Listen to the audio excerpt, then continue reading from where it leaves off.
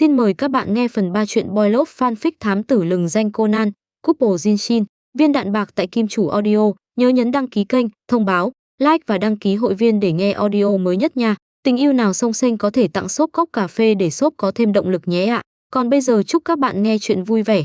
Hai cánh tay đột nhiên quấn quanh cổ Jin. Mùi nước hoa hồng nồng đậm sộc vào mũi.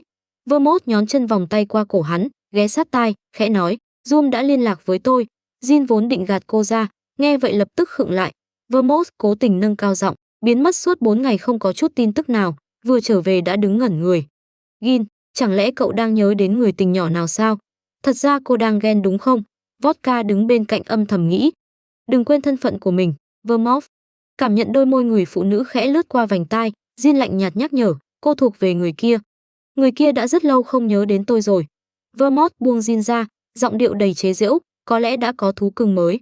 Quả nhiên đàn ông chẳng có ai tốt đẹp, tối nay tới chỗ tôi. Jin phả ra một làn khói, đột nhiên nói. Vermouth mím môi, nở nụ cười đủ khiến người khác mê đắm. Ôi chao, Gin, cậu đang mời tôi sao? Ở nơi Vodka không nhìn thấy, hai người nhanh chóng trao đổi một ánh mắt ngầm hiểu. Vodka đứng bên cạnh chứng kiến toàn bộ, trong lòng vô cùng rối rắm. Đại ca hình như đang đào góc tường của boss, phải làm sao đây? Nhận ra ánh mắt Vodka, Jin quay sang, khẽ nheo mắt, Vodka vội vàng bịt tai, đại ca cứ yên tâm, em không nhìn thấy gì cả, hai người cứ coi như em không tồn tại là được. Jin. Vermouth khẽ bật cười, cậu không nhìn thấy thì liên quan gì đến việc bịt tai. Vodka. Zoom rất để tâm đến Sherry. Vermouth đứng trước cửa sổ sát đất, ánh trăng phản chiếu ly rượu vang đỏ trong tay cô, tạo nên một màu sắc mê hoặc. Hắn đã ra lệnh cho tôi đi tìm cô bé đó, cậu không lo cho hai chú mèo nhỏ sao? Cô chắc chắn đó là mệnh lệnh của Rom. Người đàn ông ngồi trên ghế quay lưng về phía cửa sổ sát đất. Cả người hắn chìm trong bóng tối, chỉ có đầu thuốc cháy đỏ lập lòe. Không sai, Vermouth nâng ly nhấp một ngụm, tôi vẫn phân biệt được giọng của người kia. Lần này Rom đã giả truyền mệnh lệnh của ông ấy. Nói cách khác, người kia căn bản không hề chú ý đến Sherry. Jin lạnh lùng cong môi, lá gan của Rom càng lúc càng lớn. Vermouth cong mắt, trong đôi mắt xanh lam lóe lên ánh sáng khó đoán, có lẽ người kia đã không còn khả năng chú ý đến nữa. Jin đột nhiên ngẩng đầu. Vermouth nhìn về chiếc ghế quay lưng với cửa sổ sát đất. Nụ cười trên mặt cô trở nên đặc biệt bí ẩn. Căn phòng lập tức chìm vào yên tĩnh, không khí gần như đông cứng. Những gì cô nói là thật sao, Vermouth? Một lúc lâu sau, giọng Jin mới vang lên, lạnh lẽo đến mức không thể nghe ra cảm xúc. Trực giác thứ 6 của phụ nữ thường rất chính xác. Vermouth vẫn mỉm cười, nhưng ý cười trong mắt đã dần biến mất. Mặc dù tôi vẫn chưa tìm được bất kỳ bằng chứng nào, nhưng tôi lại mong trực giác của cô thỉnh thoảng cũng sai một lần. Jin nói rồi ném vật đang phát sáng trong tay về phía cô. Vermouth nhanh nhẹn bắt lấy. Sau khi nhìn rõ, sắc mặt cô lập tức thay đổi. Đây là... Thứ Jin ném cho cô là điện thoại của hắn. Trên màn hình đang hiển thị một tin nhắn. Nội dung ngắn ngủi khiến đầu ngón tay Vermouth không thể kiểm soát mà run lên. Nếu Rom có bất kỳ dấu hiệu bất thường nào, hãy giết hắn. Số điện thoại gửi tin không được lưu tên, nhưng Vermouth lại quen thuộc với dãy số ấy đến mức không thể nhầm lẫn. Trên thực tế, những người trong tổ chức hiểu được ý nghĩa phía sau dãy số này đều không lưu nó vào danh bạ, nhưng vẫn có thể nhận ra ngay lập tức. Số điện thoại của người kia. Đã bao lâu rồi cô không nhận được tin tức của người kia, Vermouth? Jin hỏi. Vermouth vô thức cắn môi. Đã gì? Vài tháng. Tin nhắn này cũng được gửi từ vài tháng trước. Giọng Jin truyền tới, xem ra đã xảy ra chuyện không hay. Vermouth đột nhiên mở to mắt. Ý cậu là Zoom đã. Không có bằng chứng thì đừng vội kết luận. Jin bóp tắt điếu thuốc, cắt ngang lời cô. Vermouth không nói thêm, nhưng trong lòng đã phần nào xác định suy đoán của mình. Với tính chiếm hữu của người kia, nếu biết cô cố ý thân mật với Jin, e rằng ông ta đã sớm nổi giận. Mặc dù người kia sẽ không chút giận lên Jin, người vẫn luôn được ông ta vô cùng tín nhiệm, nhưng đối với cô, cậu định làm thế nào? Vermouth im lặng hồi lâu rồi hỏi, yên lặng quan sát tình hình. Jin lấy hộp thuốc lá ra, rút một điếu ngậm lên môi, nếu sự thật đúng như chúng ta suy đoán, sau khi củng cố được vị trí, Zoom nhất định sẽ tìm mọi cách loại bỏ từng người từng được người kia trọng dụng. Chỉ cần hắn bắt đầu hành động, chắc chắn sẽ để lộ sơ hở. Đến lúc đó, tách. Jin bật lửa, dưới ánh lửa màu cam, đôi mắt xanh sẫm lóe lên ánh sáng khiến người khác sợ hãi. Vermouth nhìn người đàn ông ngồi trên ghế, ánh mắt lộ vẻ lo lắng. Những người được người kia trọng dụng. Jin, nếu sự thật đúng như vậy, người đầu tiên Zoom muốn ra tay chính là cậu. Cứ yên tâm. Cảm nhận được ánh mắt phía sau, Jin cong môi thành một độ tàn nhẫn. Rom vẫn chưa phải đối thủ của tôi. Kudo. Trước giờ vào học, Haibara ai nói với Conan bên cạnh, sau khi tan học, cậu có thể tới nhà bác Agasa một chuyến không? Được thôi, Conan lập tức đồng ý. Có chuyện gì vậy? Mấy ngày nay, Bác Agasha có gì đó không ổn. Haibara Ai nói, rất kỳ lạ, đến cô còn cảm thấy bác ấy không ổn thì chắc chắn đã xảy ra chuyện gì đó. Conan nói, sau khi tan học, tôi sẽ về cùng cô. Ừ. Haibara Ai đáp, Conan mở sách giáo khoa, cô có thể nói cụ thể bác Agasha bị sao không? Buồn bã, thường xuyên thở dài, nhìn những phát minh của mình rồi ngẩn người, đến cả cơm cũng ăn ít hơn. Haibara Ai bình thản miêu tả. Cái gì? Bác Agasha lại ăn không ngon sao? Conan kinh ngạc, rốt cuộc đã xảy ra chuyện nghiêm trọng đến mức nào vậy? Haibara Ai nhún vai, vì vậy tôi mới bảo cậu tới, có lẽ vị thám tử tài ba như cậu sẽ tìm ra được vài manh mối. Sau khi tan học, một cuộc hội đàm ba bên vô cùng nghiêm túc được tổ chức tại nhà tiến sĩ Agasha. Vậy nghĩa là mấy ngày nay bác luôn buồn bã, ăn uống không ngon. Sau khi hỏi rõ mọi chuyện, Conan tổng kết. Cặp kính phản chiếu ánh sáng, che khuất biểu cảm trên mặt cậu, chỉ vì Jin đã rời đi, không còn ai thảo luận với bác về những phát minh vĩ đại sao. Trên gương mặt vốn luôn lạnh nhạt của Haibara Ai xuất hiện một biểu cảm khó diễn tả. Đúng vậy, đúng vậy. Tiến sĩ Agasha gật đầu, vẻ mặt vừa rạng rỡ lại vừa đau buồn. Người tri kỷ của bác không nói một lời đã lặng lẽ rời đi. Cháu nói này. Conan hít sâu một hơi, từ bao giờ tên đó trở thành tri kỷ của bác vậy? Trước đó rõ ràng chỉ có một mình bác giới thiệu phát minh, Duyên còn chẳng buồn nhìn lấy một lần. Rốt cuộc bác dựa vào đâu mà cho rằng hắn là tri kỷ của mình y? Bác là một nhà phát minh, lại tìm một thành viên tổ chức áo đen làm tri kỷ, chẳng lẽ không cảm thấy có gì đó không đúng sao? Chỉ vì tên đó rời đi mà bác mất ăn mất ngủ, chẳng lẽ bác có ý gì với hắn sao? Trông bác chẳng khác nào vừa thất tình cả. Nhà phát minh thiên tài vốn luôn vui vẻ, thân hình tròn trịa bị Conan đột nhiên bùng nổ dọa đến giật mình. Chiếc bụng tròn cũng run lên. Bác Agasha có thất tình hay không thì tôi không biết. Haibara Ai lạnh nhạt chen vào, nhưng giọng điệu của cậu nghe giống như đang ghen hơn. Conan, người bị nói là đang ghen. Chẳng lẽ hai đứa không cảm thấy Jin thật ra là một người rất tốt sao? Tiến sĩ Agasha đột nhiên nói, mặc dù giống những gì ai từng kể, người đó là sát thủ hàng đầu của tổ chức áo đen bí ẩn, một kẻ tàn nhẫn và máu lạnh. Nhưng thật ra Jin lại là một người rất dịu dàng. Hả? Dịu dàng sao? Bác bị hỏng đầu rồi à? Conan trợn mắt, nhưng trong đầu lại không tự chủ hiện lên những cảnh tượng trong giấc mơ trước đó. Nếu như đó mới là dáng vẻ chân thật của người đàn ông ấy. Dừng lại, Kudo Shinichi, đó chỉ là một giấc mơ. Là do Haibara nghiên cứu sai nên mới gây ra. Chuyện như vậy căn bản không thể xảy ra. Tiến sĩ Agasha vẫn tiếp tục nói, Shinichi và Ai đã nhiều lần gặp nguy hiểm nhưng đều được Jin cứu. Lần ở khách sạn Haido, để che giấu chuyện Ai vẫn còn sống, người đó đã giết Pisco, một thành viên cùng tổ chức. Cậu ta còn nói cho Ai biết về thành quả nghiên cứu của chị gái cháu.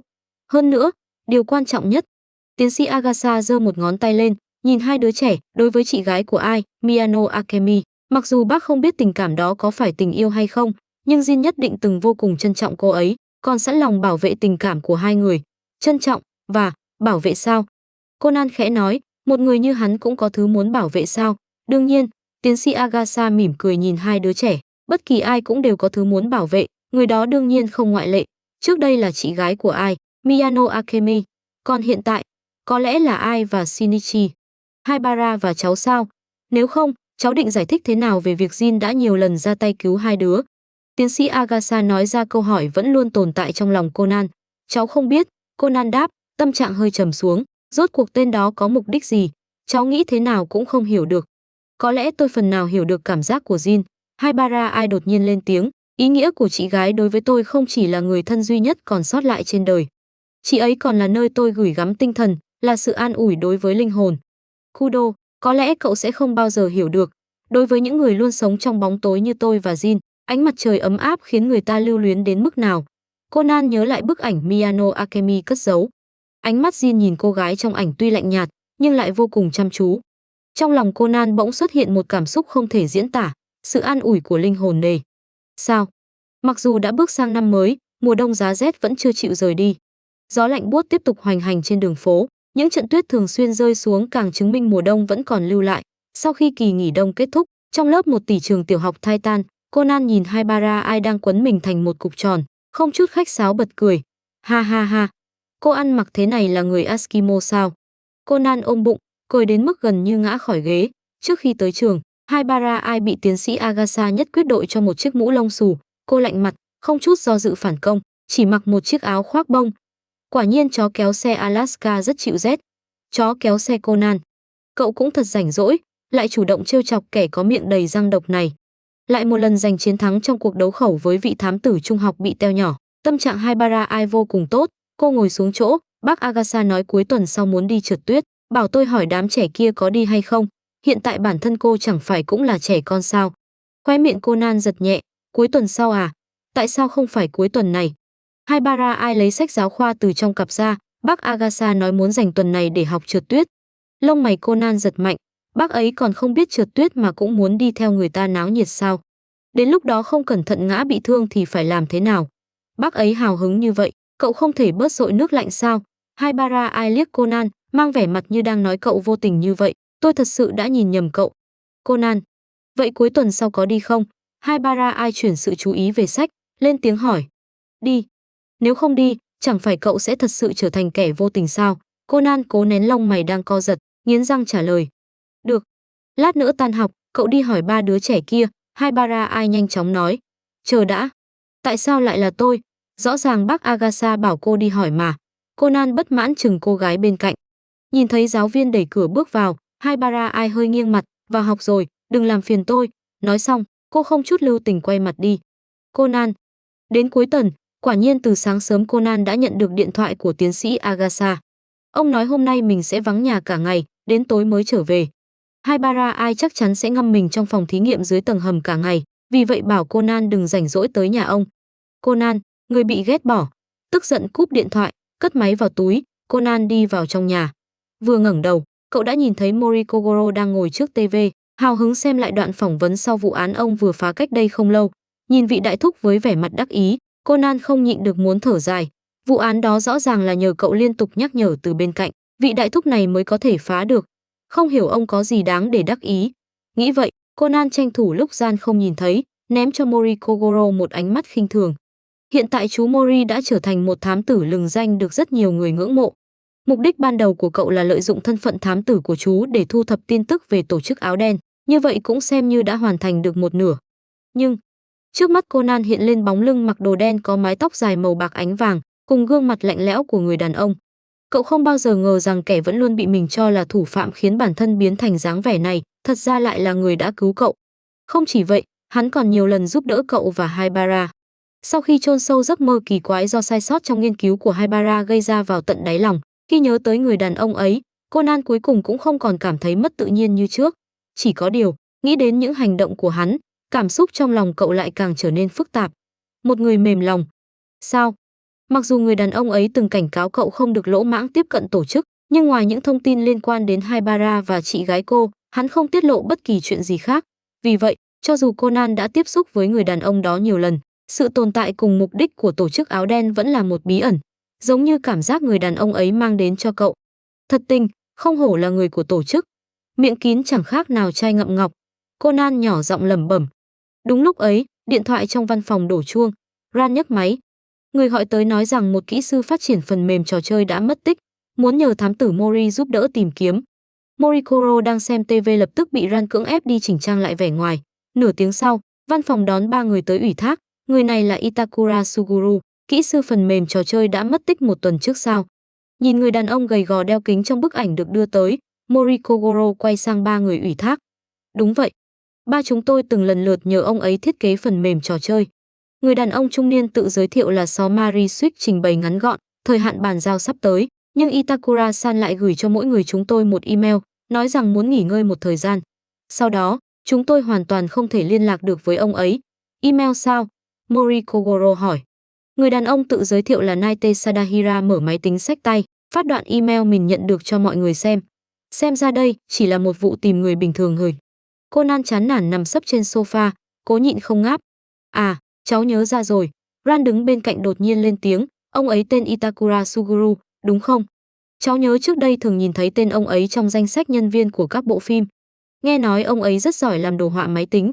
Nghe Ran nói vậy, Mori Kogoro đột nhiên nghĩ tới một khả năng, nếu Itakura-san nổi tiếng như vậy, liệu có khả năng ông ấy đã bị ai đó bắt cóc không? Sắc mặt Naito thay đổi. Không, không thể nào đến. Không, cũng không thể loại trừ khả năng đó. Sama dường như nhớ ra điều gì, vẻ mặt trở nên nghiêm túc. Tôi nhớ khoảng 2 năm trước, có một lần tôi tới công ty của Itakura-san, nhìn thấy ông ấy đang nói chuyện với một người toàn thân mặc đồ đen, đội mũ phớt và đeo kính râm. Người mặc đồ đen. Conan sững người. Đúng vậy, Khi tôi tới công ty, tôi chỉ kịp nghe người áo đen đó nói với Itakura-san rằng ông đã không còn giá trị lợi dụng nữa. Sau đó hắn rời đi. Xấu ma nhớ lại. Trong lòng Conan đột nhiên dâng lên một sự cảm xấu. Sau đó, à, đúng rồi, sờ ma vỗ nhẹ sau gáy, sau đó sắc mặt Itakura-san trở nên trắng bệch, giống như đã bị dọa sợ. Ông ấy còn gọi với theo người áo đen kia là Vodka-san, nhưng người đó không quay đầu lại mà rời đi luôn. Vodka, là tên đó sao? Người đàn ông vẫn luôn đi bên cạnh Jin. Chẳng lẽ phía sau vụ tìm người tưởng như đơn giản này lại có bóng dáng của bọn chúng? Conan, em sao vậy? Cảm giác ấm áp đột nhiên áp lên trán khiến Conan lấy lại tinh thần. Cậu ngẩng đầu, nhìn thấy vẻ mặt lo lắng của Ran. Conan cố bình tĩnh lại, miễn cưỡng nở nụ cười. Em không sao đâu, Randy-chan. Chúng ta mau tìm Itakura-san đi, nếu những gì Sở Ma nói là thật. Vodka từng liên lạc với Itakura-san chắn chính là người đàn ông luôn đi bên cạnh Jin trong tổ chức áo đen. Như vậy, tên đó, Jin, liệu hắn có liên quan đến chuyện này không? Vì vậy, họ nhất định phải nhanh chóng tìm được Itakura-san. Chỉ cần tìm thấy người đó, có lẽ sẽ thu được thông tin về tổ chức áo đen. Nhưng, sau khi Mori Kogoro nghĩ cách dựa vào phía khách sạn để tìm ra căn phòng Itakura-san đang ở, mọi người lập tức vội vàng tới đó. Thế nhưng điều nằm ngoài dự đoán là họ quả thật đã tìm được Itakura-san. Chỉ có điều, người được tìm thấy đã trở thành một thi thể cứng lạnh. Itakura-san có bệnh tim. Trong tình trạng này, Sugai Katsumichi, một trong 3 người ủy thác, nhìn thi thể đang gục trên bàn, sắc mặt tái xanh. Xem ra Itakura-san đã lên cơn đau tim khi đang định uống thuốc. Mori Kogoro rút bàn tay vừa kiểm tra mạch đập lại. Ánh mắt ông dừng trên lọ thuốc bị đổ trên bàn, có vẻ Itakura-san đã qua đời được 2 ngày. Cháu đi gọi cảnh sát. Ran vội vàng chạy ra ngoài. Chết? Ông ấy đã chết rồi sao? Manh mối về tổ chức áo đen khó khăn lắm mới có được lại cứ thế đứt đoạn sao? Conan không cam lòng siết chặt nắm tay. Khoan đã, tư thế của thi thể dường như hơi kỳ lạ. Conan cẩn thận quan sát Itakura-san đang nằm dưới đất, hai tay vẫn giữ tư thế ôm lấy ngực. Khóe miệng ông còn lưu lại dấu nước bọt, có lẽ đã vô thức chảy ra vì quá đau đớn khi cơn đau tim phát tác. Nhưng trên mặt bàn nơi ông từng nằm sấp lại không có dấu nước bọt. Hơn nữa, nếu ông thật sự gục trên bàn, phần tay áo phải để lại vết hằn do bị đè ép mới đúng. Như vậy, Itakura-san tuyệt đối không chết vì cơn đau tim phát tác, ông ấy đã bị ai đó sát hại. Ánh mắt Conan lướt qua 3 người ủy thác. 3 người này dường như đều có chút khả nghi. Đột nhiên, Conan thoáng nhìn thấy một chiếc túi du lịch có khóa kéo đặt dưới đất. Bên trong lộ ra một chiếc đĩa dữ liệu nhỏ, trên đó dán một mảnh giấy ghi 2 chữ nhật ký. Nhật ký sao? Đó có phải nhật ký của Itakura-san không? Bên trong liệu có ghi lại thông tin gì liên quan đến tổ chức áo đen hay không? Nghĩ vậy, Conan đưa tay về phía chiếc đĩa, nhưng Mori Kogoro lập tức túm lấy cổ áo phía sau của cậu. Nhóc con, ai cho cháu tùy tiện động vào đồ của người chết hả? Mori Kogoro tiện tay ném Conan sang một bên. Thật tình, chẳng bao giờ chịu để ta bớt lo. Đáng ghét. Conan bò dậy khỏi sàn, cau mày xoa mông. Vị đại thúc này vẫn thô bạo như vậy. Nếu thế thì cậu không thể lấy được nhật ký của Itakura-san. Không, thật ra vẫn có cách. Nhìn thanh tra Meger vừa nhận được tin tức đã nhanh chóng chạy tới, Conan chợt nhớ đến biệt danh mù công nghệ của vị thanh tra này, trong đầu lập tức lóe lên một ý tưởng. Khóe môi cậu không nhịn được cong lên. Nếu mọi chuyện thuận lợi, cậu không chỉ có thể vạch trần hung thủ mà còn tiện thể lấy được bản sao của cuốn nhật ký. Conan sử dụng đồng hồ gây mê cùng nơ biến đổi giọng nói, một lần nữa triệu hồi Kogoro ngủ gật, sau đó từng bước phân tích vụ án trước mặt mọi người. Hung thủ chính là một trong 3 người ủy thác, Sở Marisuke. Bằng chứng nằm ở bàn cờ vây cách chân Itakura-san không xa. Những quân cờ đen trắng trên đó được sắp xếp thành thông điệp bằng chữ nổi. Naito Sadahira, người có thể đọc chữ nổi, thuận lợi giải mã thông điệp mà người chết để lại trên bàn cờ. Phạm nhân là Sào Ma. Trước ánh mắt của tất cả mọi người, Sào Ma Risuk thừa nhận tội ác của mình. Itakura và ông là bạn thân hơn 20 năm. Khi đó, cả hai đều yêu thích cờ vây và từng hẹn sẽ cùng nhau nghiên cứu, phát triển phần mềm cờ vây xuất sắc nhất. Thế nhưng 20 năm trôi qua, Sớ Ma vẫn luôn cố gắng vì giấc mơ chung của hai người, còn Itakura lại sớm từ bỏ nó. Cảm thấy bản thân bị người bạn thân phản bội, Sớ Ma đã mang theo sự phẫn nộ ấy và sát hại người bạn năm xưa. Một khi bị thời gian và khoảng cách chia cắt, dù là lòng người hay giấc mơ, tất cả đều sẽ dần thay đổi. Sớ Ma nói như vậy, trên mặt hiện lên một nụ cười đau khổ. Đứng bên cạnh, Gian siết chặt những ngón tay đang đặt trong túi áo. Conan hoàn toàn không nhận ra sự khác thường của cô bạn thanh mai trúc mã. Nhân lúc mọi người không chú ý, cậu lặng lẽ đi tới bên máy tính, lấy chiếc đĩa chứa bản sao nhật ký Itakura mà mình đã dùng giọng Mori Kogoro nhờ thanh tra Meger sao chép. Chiếc đĩa gốc chứa nhật ký của Itakura-san đã được thanh tra Meger và cảnh sát mang đi làm vật chứng. Nhưng không sao, chỉ cần có bản sao là đủ.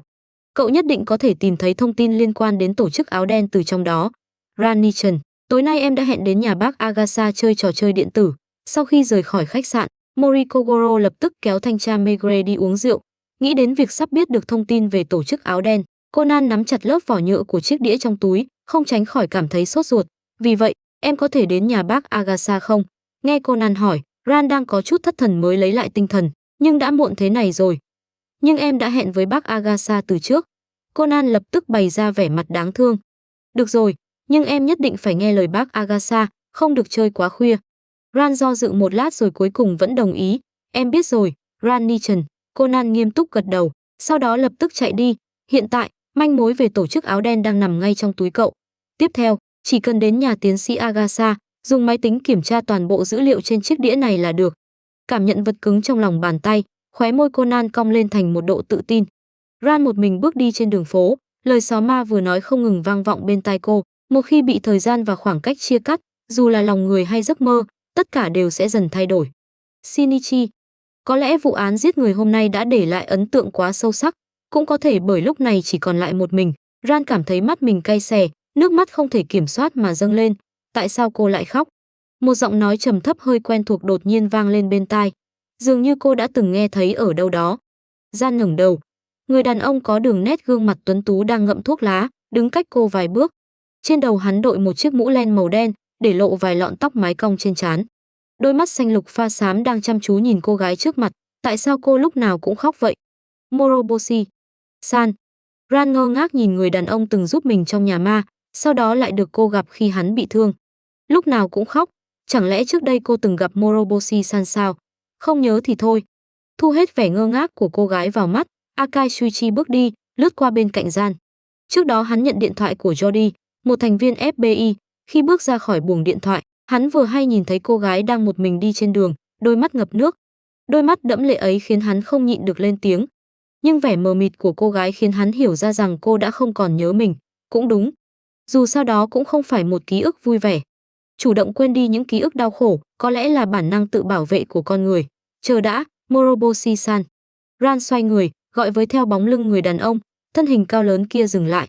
Sau đó, giọng nói trầm thấp của hắn truyền tới, Akai Shuichi. Tên tôi là Akai Shuichi. Akai Shuichi. Ran ghi nhớ cái tên hoàn toàn xa lạ ấy, đến khi cô hoàn hồn, bóng dáng người đàn ông đã biến mất. Bác Agasha. Bác Agasha. Conan thở hồng hộc chạy tới nhà tiến sĩ Agasha, nhìn thấy bóng dáng tròn trịa vừa bước xuống khỏi ô tô, cậu vội vàng gọi lớn. Shinichi. Nghe thấy giọng cậu, tiến sĩ Agasha quay đầu lại. Khi nhìn thấy đứa trẻ, ông lộ vẻ kinh ngạc. Sao cháu lại tới đây? Cho cháu mượn máy tính một lát, cháu cần kiểm tra một thứ. Conan vội vàng chào hỏi tiến sĩ Agasha rồi chạy thẳng vào nhà.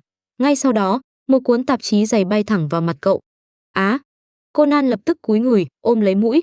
Haibara Ai vừa tắm xong bước ra, một tay dùng khăn lau tóc, lạnh lùng ném xuống hai chữ, háo sắc.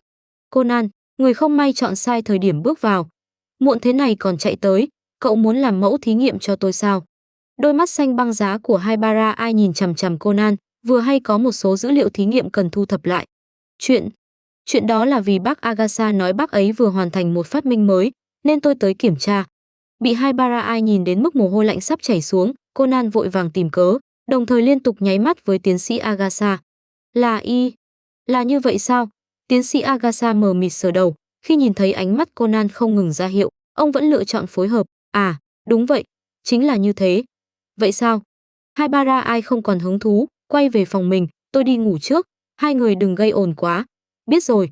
Conan nhìn Haibara Ai đi vào phòng, sau đó lập tức kéo tay áo tiến sĩ Agasha. Bác Agasha, cháu đã tìm được manh mối về tổ chức áo đen. Cậu lấy chiếc đĩa trong túi ra, giơ trước mặt tiến sĩ Agasha. Đại ca, chuyện này cứ giao cho em nhất định sẽ hoàn thành thật tốt. Vodka nói với người trong điện thoại. Hơn nữa, 2 năm trước chính em là người liên lạc với tên Itakura đó. Hắn là một kẻ nhạy cảm, còn hơi thần kinh. Nếu đại ca đích thân ra mặt, e rằng sẽ khiến thần kinh yếu ớt của hắn chịu không nổi. Jin đang ngồi ở ghế lái nghe vậy liền nheo mắt, trong mắt cậu, tôi khó gặp người đến vậy sao? Vodka. Không. Đương nhiên không phải. Vodka vội vàng giải thích, chủ yếu là khí thế của đại ca quá đáng sợ. Tên đó lại bị bệnh tim rất nghiêm trọng, em sợ hắn bị anh dọa. Không, em không có ý đó. Ý em là, nghe những lời lắp bắp trong điện thoại, Jin mất kiên nhẫn cau mày, chuyện lần này giao cho cậu. Chỉ đi lấy một món đồ, chắc sẽ không xảy ra sai sót gì chứ. Đúng vậy, đại ca cứ yên tâm. Chắc chắn sẽ không có vấn đề. Vodka một tay cầm điện thoại, tay còn lại đập mạnh lên ngực, đảm bảo với người ở đầu dây bên kia. Nếu xảy ra sự cố, Jin giơ tay bóp tắt điếu thuốc, lạnh lùng nói, cậu tự tới Kenya ở đi. Chờ đã, đại ca, em, tút, tút, tút. Nghe tiếng ngắt cuộc gọi trong điện thoại, Vodka lộ ra nụ cười khổ. Kenya sao? Trong đầu cậu ta hiện lên từng đàn voi, sư tử và ngựa vằn, sau đó tưởng tượng cảnh mình quấn váy cỏ, cầm cây giáo đi săn. Vodka không nhịn được dùng mình, cái nơi quỷ quái đó, em mới không muốn tới. Không được, phải nhắc tên Itakura kia thêm lần nữa. Vodka giơ tay nhìn đồng hồ, đã đến thời gian liên lạc như đã hẹn. Cậu ta mở máy tính xách tay, gửi cho Itakura một email. Sau khi email được gửi đi, phía đối phương lập tức nhận được. Máy tính của Vodka cũng hiển thị người bên kia đang chuẩn bị mở thư. Nhưng 10 giây sau, email còn chưa được mở đã bị hệ thống tự động xóa. Kỳ lạ thật. Itakura đúng là từng thiết lập chương trình tự động xóa email nếu trong vòng 10 giây sau khi mở không nhập mật khẩu. Nhưng trước đây chưa từng xảy ra chuyện như thế này. Vodka lẩm bẩm. Nhớ tới lời cảnh cáo của Jin cách đây không lâu, cậu ta vẫn gọi điện tới căn biệt thự nơi Itakura đang ở. Tại sao không có ai nghe máy? Vodka nghe điện thoại tự động chuyển sang hộp thư thoại, lập tức lên tiếng. Này, có chuyện gì vậy? Ông đang ở đó đúng không? Mau nghe điện thoại đi, Itakura-san. Đợi khoảng vài phút, Vodka bắt đầu mất kiên nhẫn. Này, sao vậy? Ông bị điếc à? Này. Một lát sau, giọng Itakura truyền tới. À, xin lỗi. Chỗ tôi quá tối, nhất thời không tìm thấy điện thoại ở đâu. Tôi đoán đường dây điện bên ngoài biệt thự đã bị gió thổi đứt. Vì vậy tôi cũng không thể mở email các anh vừa gửi. Ai bảo ông chạy tới cái nơi chim không thèm đậu đó? Vodka cười lạnh. Phần mềm hệ thống kia đã hoàn thành chưa? Đã hoàn thành rồi. Ông không mở được email thì tôi nói lại một lần. Vodka nói, 12 giờ đêm mai, đến ga Kenbashi hiện đang thi công. Chờ tôi tại tủ gửi đồ số 0032. Ngày mai không được. Lúc đó tôi phải vào bệnh viện điều trị. Giọng người trong điện thoại có chút khó xử. Anh cũng biết tim tôi luôn không tốt. Bác sĩ nói không thể trì hoãn thêm. Hay là đợi tôi xuất viện rồi sẽ giao phần mềm cho các anh. Chỉ mất khoảng 5 ngày thôi. 5 ngày quá lâu. Chúng tôi không thể chờ lâu như vậy. Biết mọi chuyện tiến triển không thuận lợi, Vodka cau mày. Vậy thì hôm nay. 4 giờ sáng hôm nay gặp mặt. 4 giờ sao? Itakura dường như hơi kinh ngạc. Nhưng sau một lát do dự, hắn vẫn đồng ý. Tôi hiểu rồi. Vậy 4 giờ sáng, gặp tại tủ gửi đồ đó. Vodka hài lòng cúp điện thoại. Mặc dù xảy ra một chút vấn đề, nhưng nhìn chung mọi chuyện vẫn rất thuận lợi. Hơn nữa, cậu ta còn có thể lấy được thứ tổ chức cần sớm hơn thời gian dự kiến. Như vậy có được xem là vượt mức hoàn thành nhiệm vụ không? Đại ca chắc chắn sẽ khen mình, Vodka vui vẻ nghĩ. Ở đầu dây bên kia, nghe tiếng ngắt cuộc gọi, Conan đang cầm nơ biến đổi giọng nói đưa tay lau mồ hôi trên trán, thở phào, căng thẳng chết đi được. Tiến sĩ Agasa đứng bên cạnh đã hoàn toàn sững sờ. Shinichi, cháu làm vậy. Tiếp theo, bác Agasa, chúng ta phải mau chóng tới nhà ga đó. Conan nhìn tiến sĩ Agasa, bây giờ đã là 12 giờ đêm, 4 tiếng vẫn đủ để quay lại Tokyo. Cháu thật sự định giao dịch với bọn chúng sao? Tiến sĩ Agasa sững ra một lát rồi hỏi. Đương nhiên, Conan tràn đầy ý chí chiến đấu. Cháu nhất định phải điều tra rõ mục đích của bọn chúng. Mau xuất phát thôi, bác Agasa. Nếu đợi đến sáng, tin tức Itakura-san đã chết được phát trên bản tin thì sẽ không còn kịp nữa. Từ nhật ký của Itakura Suguru, Conan biết được người này đã liên lạc với tổ chức áo đen từ 2 năm trước. Tổ chức đưa cho ông một khoản tiền, muốn mua phần mềm mà ông còn chưa hoàn thành. Itakura đã khổ sở vì sự giám sát không chỗ nào không có của tổ chức, nên muốn trốn ra nước ngoài. Vì vậy, ông đặt phần mềm đã hoàn thành cùng tấm séc tổ chức đưa trong căn biệt thự, đồng thời hẹn sẽ liên lạc với tổ chức vào tối nay để xác định thời gian và địa điểm giao dịch. Có lẽ theo tính toán của Itakura Suguru, nếu tổ chức áo đen không thể liên lạc được với ông, chúng sẽ tới biệt thự kiểm tra và phát hiện phần mềm cần tìm. Đến lúc đó, Itakura Suguru đã trốn ra nước ngoài. Muốn tìm lại ông, tổ chức chắc chắn sẽ phải tốn rất nhiều công sức.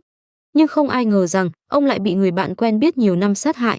Conan ngồi trong xe, tai đeo tai nghe, tập trung lắng nghe bản tin trên radio. Hiện tại, tin Itakura-san bị sát hại vẫn chưa được phát sóng. Vì vậy, cậu vẫn còn thời gian để truy tìm tung tích của tổ chức áo đen. Sau khi kết thúc cuộc gọi với Vodka, trong lòng Jin vẫn luôn tồn tại một dự cảm khó hiểu. Cảm giác ấy khiến hắn hoàn toàn không thể tập trung thưởng thức giọng hát uyển chuyển của diễn viên opera trên sân khấu. Cuối cùng, sau một thoáng trầm ngâm, Jin thấp giọng chửi một câu, bóp tắt điếu thuốc rồi đứng dậy rời khỏi nhà hát. Tên ngu ngốc đó, nếu thật sự xảy ra sai sót, cảm nhận cơn gió lạnh buốt trên đường phố Tokyo lúc nửa đêm, Jin khẽ nheo mắt, tâm trạng hắn trở nên vô cùng tồi tệ. Bác Agasha, dừng xe ở đây đi. Nếu tới quá gần, cháu sợ sẽ khiến bọn chúng nghi ngờ. Khi còn cách địa điểm giao dịch khoảng 1 km, Conan bảo tiến sĩ Agasha dừng xe rồi nhảy xuống. Shinichi, cháu thật sự định đi sao? Tiến sĩ Agasha lo lắng hỏi, người gặp Itakura là Vodka. Nếu cháu bị phát hiện thì sẽ rất nguy hiểm. Không sao đâu, bác Agasha. Conan lên tiếng an ủi ông.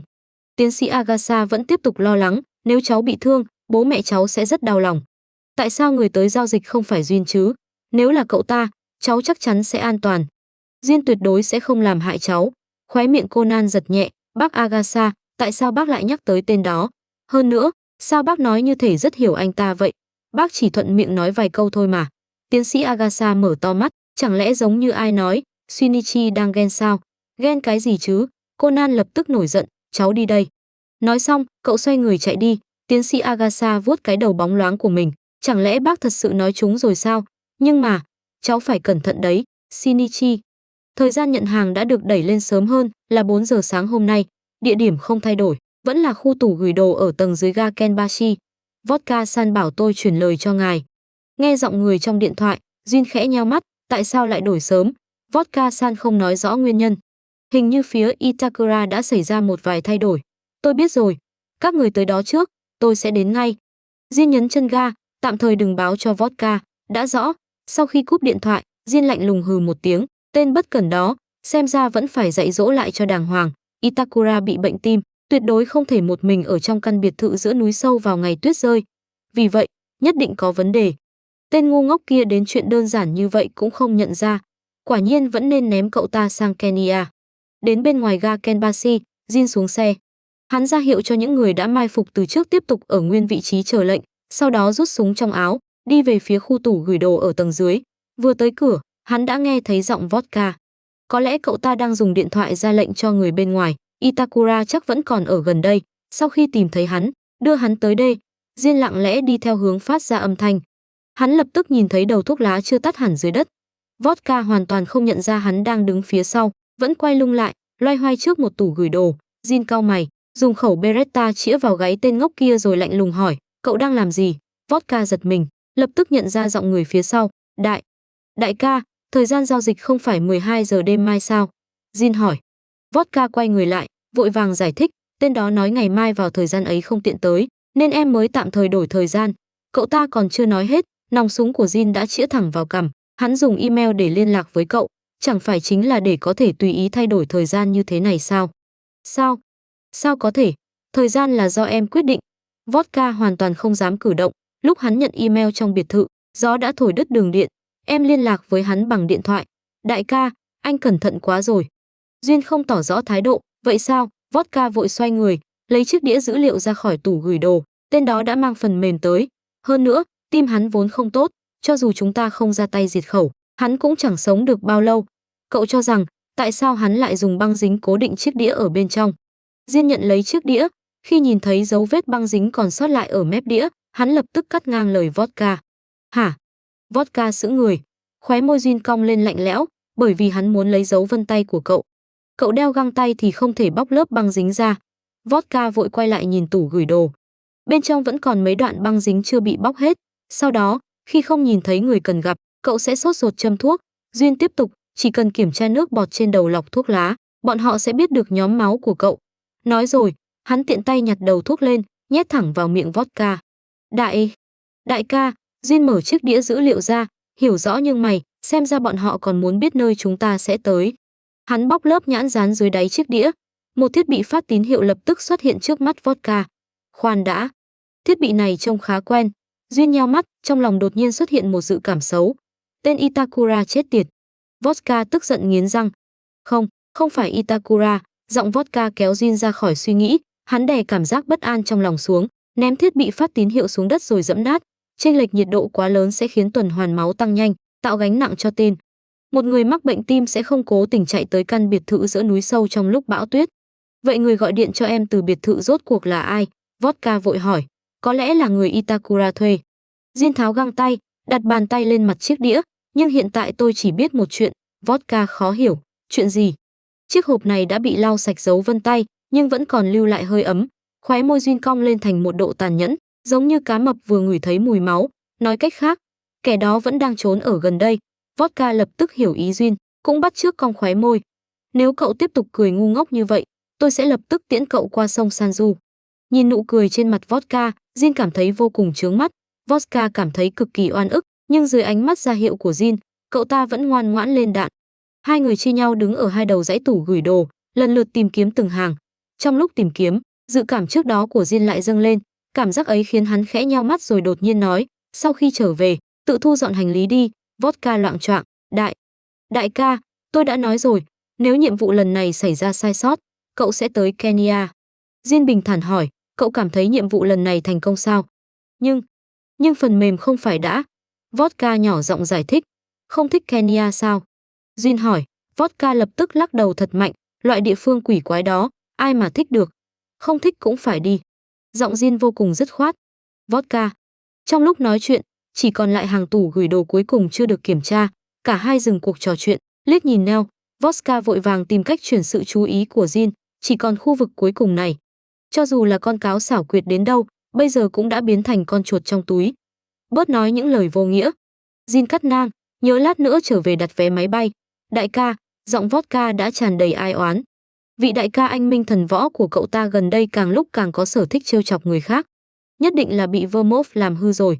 Khi tới hàng tủ cuối cùng, hai người vốn cho rằng sẽ nhìn thấy bóng dáng con chuột kia. Thế nhưng khoảng đất trống trước mắt lại không có một bóng người. Những nơi có thể ẩn nấp cũng đã bị tìm kiếm toàn bộ. Vodka kinh ngạc, tại sao không có ai? Ánh mắt Jin rơi xuống những tủ gửi đồ bên cạnh. Thính giác nhạy bén của hắn bắt được tiếng thở vô cùng nhỏ phát ra từ một chiếc tủ nào đó. Trong khoảnh khắc, lông mày hắn giật mạnh, cuối cùng hắn cũng hiểu dự cảm trước đó là gì. Tên to gan và lỗ mãng kia lần này lại dám bám theo đến tận đây. Chẳng trách thiết bị phát tín hiệu kia trông quen mắt. Bây giờ nghĩ lại, cấu tạo của nó giống hệ thiết bị từng được dính trên miếng kẹo cao su trong xe hắn. Cậu khá lắm, thám tử Kudo. Hắn đã cảnh cáo tên nhóc đó không chỉ một lần, bảo cậu đừng hành động lỗ mãng. Xem ra cậu vẫn chưa rút ra được bất kỳ bài học nào. Nếu vậy, đại ca. Thấy Jin im lặng quá lâu, Vodka khó hiểu gọi. Tiếng thở truyền ra từ ngăn tủ thấp nhất. Vị trí là... Chính là ở đây. Jin dừng bước. Hắn bắt đầu mở từng cánh tủ từ trên xuống dưới. Tầng đầu tiên, tầng thứ hai. Tiếp theo là... Tầng thấp nhất. Jin chậm rãi kéo cánh cửa của ngăn tủ cuối cùng ra. Khi nghe tiếng hô hấp bên trong đột nhiên ngừng lại, khóe môi hắn khẽ cong lên. Nhưng động tác dưới tay không hề dừng, vẫn tiếp tục mở cửa. Đúng như dự đoán, Jin nhìn thấy một đôi giày vô cùng quen thuộc. Quả nhiên là cậu, thám tử Kudo. Jin dừng động tác, khẽ cười, thôi bỏ đi. Người lớn không thể trốn trong thứ này. Hắn cố ý nhấn mạnh hai chữ người lớn. Jin khép cửa tủ lại rồi đứng thẳng người, chúng ta mau rời khỏi đây. Có lẽ tên đó đã thông báo cho cảnh sát tới. Nói xong, hắn xoay người bước ra ngoài. Hy vọng bài học lần này đủ sâu sắc. Thám tử Kudo. Conan nghe tiếng bước chân dần đi xa, mãi đến khi hoàn toàn biến mất mới ôm lấy trái tim sắp nổ tung, thở phào một hơi dài. Tên Jin đó, nếu không phải hắn xuất hiện, cậu đã lấy được dấu vân tay và nước bọt của Vodka. Nếu mọi chuyện thuận lợi, cậu thậm chí có thể dựa vào thiết bị phát tín hiệu để lần theo tới nơi bọn chúng trú ẩn. Thế nhưng vì Jin, quả nhiên, nếu người đàn ông ấy là kẻ địch, hắn sẽ trở thành một đối thủ vô cùng khó đối phó. Nhưng cũng may cái gì chứ? Cậu dám khẳng định Jin đã phát hiện mình trốn ở đây, thậm chí còn biết chính xác cậu đang ở trong ngăn tủ nào. Nếu không, tại sao hắn lại nói câu người lớn không thể trốn trong thứ này? Hơn nữa, rõ ràng câu đó được nói cho cậu nghe. Cậu dám lấy danh dự thám tử ra thề, tên đó tuyệt đối cố ý mở tủ, cố ý khiến cậu suýt bị Vodka phát hiện ở. Nhưng cho dù bây giờ cậu đuổi theo cũng đã quá muộn. Tên đó chắc chắn đã rời khỏi đây. Không biết đã qua bao lâu, Conan lại nghe thấy tiếng bước chân, âm thanh đi thẳng về phía chiếc tủ cậu đang ẩn nấp, dừng lại trước cửa rồi kéo cánh tủ ra. Conan nín thở, trái tim lại bắt đầu đập thình thịch. Ngay sau đó, gương mặt luôn bình tĩnh của Haibara Ai xuất hiện trong tầm mắt, quả nhiên cậu ở đây. Haibara. Conan bò ra khỏi ngăn tủ, tại sao cô lại tới? Tôi nhận được điện thoại của một người. Haibara Ai nói, không ngờ cậu thật sự ở ngoài cả đêm. Conan đi theo Haibara Ai rời khỏi nhà ga. Khi cả hai trở lại mặt đất, cậu đột nhiên nhớ ra điều gì đó. Cô vừa nói có người gọi điện báo rằng tôi đang ở đây sao? Tôi còn tưởng cậu sẽ không hỏi. Haibara Ai quay đầu nhìn Conan, sáng sớm tôi nhận được điện thoại của hắn. Người đó còn bảo tôi chuyển lời cho cậu rằng, nhớ kỹ bài học lần này. Hắn đã nói như vậy. Người đó là vậy. Jin sao? Conan kinh ngạc mở to mắt. Quả nhiên, ngay lúc ấy hắn đã phát hiện cậu trốn trong tủ. Hắn còn cố tình để mặc cậu ở lại suốt cả đêm, khiến cậu ngủ trong chiếc ngăn tủ chật hẹp đó. đúng là một kẻ thù dai. Nhưng nhắc mới nớ, làm sao tên đó biết số điện thoại của Haibara? Hắt xì, ngồi tại chỗ, Conan hắt hơi lần thứ 25 trong ngày. Haibara ai ngồi bên cạnh liếc cậu một cái rồi kéo ghế ra xa. Conan, người bị ghét bỏ. Hắt xì, ngày hôm trước, cậu dựa vào thông tin liên quan đến tổ chức áo đen trong nhật ký Itakura, định lần theo manh mối để tìm ra vị trí căn cứ của bọn chúng. Thế nhưng ngay khi kế hoạch sắp thành công, Jin đã nhận ra vấn đề và chạy tới ngăn cản. Bản thân cậu cũng suýt bị bại lộ. Kết quả, sau khi ở trong tủ gửi đồ suốt một đêm, cậu thành công bị cảm. Xem ra cậu vẫn đánh giá quá cao thể chất của một đứa trẻ. Conan lại hắt hơi, lấy khăn tay ra lau mũi. Sau khi tan học, cậu từ chối hoạt động của đội thám tử nhí, cũng từ chối ý tốt của Ayumi và mọi người khi muốn đưa mình về nhà. Conan một mình đi về phía văn phòng thám tử Mori. Đùa gì chứ, nếu mấy đứa trẻ ồn ào đó đi theo, đầu mình sẽ bị chúng làm nổ tung mất. Hắt xì, Conan vừa đi vừa nhỏ giọng lẩm bẩm. Cậu khó chịu ho vài tiếng rồi cau mày. Cũng may văn phòng thám tử Mori đã ở ngay phía trước. Chỉ cần về uống thuốc, cậu sẽ không sao. Ôi chao, đây chẳng phải cậu nhóc nhà Mori sao? Khi đi ngang qua công viên trung tâm, một giọng Kansai quen thuộc vang lên phía sau. Conan quay đầu, lập tức nhìn thấy gương mặt da ngăm quen thuộc, Hattori Heiji. Thiếu niên có làn da ngăm đen ngồi xổm xuống. Nhóc con bất lịch sự, phải gọi tôi là anh Hattori. Hắt xì. Câu trả lời của Conan là một tiếng hắt hơi thật lớn. Cậu hít mũi rồi hỏi, tại sao cậu lại tới đây? Bố tôi đến Tokyo công tác. Tôi không có việc gì nên đi theo, tiện thể muốn tìm Kudo Shinichi đấu một trận nữa. Hattori Heiji hào hứng nói, tôi hoàn toàn không muốn gặp cậu. Conan âm thầm nghĩ rồi lại hắt hơi. Tại sao lần nào gặp nhóc cũng mang dáng vẻ ốm yếu vậy? Hattori nhếch miệng cười, lấy một chiếc chai trong ba lô ra, sau đó giống như làm ảo thuật lấy thêm một chiếc cốc. Lần trước uống rượu bạch càn xong, nhóc lập tức khỏe lại đúng không? Xem ra thứ này thật sự có tác dụng. Lần này uống nhiều hơn một chút. Nói rồi, Hattori rót đầy một cốc rượu bạch càn, đưa tới trước mặt Conan, mau uống đi. Conan, không cần đâu, cảm ơn anh Hattori, tôi về uống thuốc là được rồi. Hattori túm lấy đứa trẻ, thuốc tây làm sao có tác dụng nhanh bằng phương thuốc dân gian của tôi. Lần trước cậu cũng từng thử rồi, chẳng phải rất nhanh đã khỏe lại sao? Nói linh tinh, sau đó tôi còn ngất đi, chẳng lẽ cậu quên rồi sao? Conan vừa tức giận vừa liều mạng giãy giụa. Thế nhưng một học sinh lớp 1 làm sao có thể chống lại một học sinh trung học sắp trưởng thành. Chỉ trong chốc lát, Conan đã bị Hattori bóp mũi, ép uống cạn cả cốc rượu bạch can. Conan ho sặc sụa mấy tiếng. Hattori buông tay, cười híp mắt đứng dậy, về nhà ngủ một giấc thật ngon, sáng mai bảo đảm cậu sẽ khỏe lại. Tôi đi tìm Kudo Shinichi đây, ngoan ngoãn về nhà đi, nhóc con. Nói rồi, Hattori xoa loạn tóc đứa trẻ mấy cái, vẫy tay với cậu rồi xoay người rời đi. Conan bị cưỡng ép uống đầy một bụng rượu bạch can. Người này đến đây để chọc cười sao? Còn nói muốn tìm tôi quyết đấu. Đợi đến khi cậu tìm được tôi rồi hẵng nói, đồ đáng ghét. Không được, cậu phải mau chóng tìm một nơi an toàn. Nếu không lát nữa. Nhớ lại tình trạng cơ thể đột nhiên lớn lên sau khi uống rượu bạch can trong lần bị cảm trước, Conan không nhịn được cảm thấy đau đầu. Xem ra cậu không thể trở về văn phòng thám tử Mori. Như vậy chỉ còn cách đến chỗ tiến sĩ Agasa. Conan lảo đảo bước đi, đầu óc ngày càng hỗn loạn. Cơ thể nóng quá. Ngực. Đau quá. Sau khi hoàn thành nhiệm vụ, Vodka trở về tổ chức. Trước khi cậu ta rời đi, Duyên còn đặc biệt nhắc nhớ phải đặt vé máy bay. Nhìn người đàn ông cao lớn lực lưỡng mang vẻ mặt đau khổ rời khỏi đó, tâm trạng Duyên cuối cùng cũng dễ chịu hơn đôi chút. Mấy ngày tiếp theo, cứ xem như nghỉ phép vậy. Duyên đang chuẩn bị đi xem một vở opera, lấy hộp thuốc lá ra mới phát hiện bên trong chỉ còn đúng một điếu. Nhìn thấy phía trước cách đó không xa có một cửa hàng tiện lợi, hắn dứt khoát đỗ xe bên đường rồi đi vào mua thuốc. Vừa bước ra khỏi cửa hàng tiện lợi được vài bước, Duyên chợt cảm thấy có thứ gì đó va vào chân mình. Hắn cúi đầu nhìn, thấy một đứa trẻ đang ngã dưới đất, thở dốc một cách gấp gáp. Quan sát kỹ vài lần, Duyên khẽ cau mày, thám tử Kudo. Giữa lúc ý thức mơ hồ, Conan dường như nhìn thấy một gương mặt quen thuộc. Duyên, phiền phức thật, tên nhóc này bị bệnh sao? Duyên suy nghĩ một lát, nhận ra đã có người xung quanh bắt đầu chú ý tới nơi này, chỉ có thể ghét bỏ cúi xuống, túm cổ áo nhấc đứa trẻ lên. Bị treo lơ lửng giữa không trung, Conan càng cảm thấy choáng váng, khó chịu. Đúng là một tên nhóc phiền phức.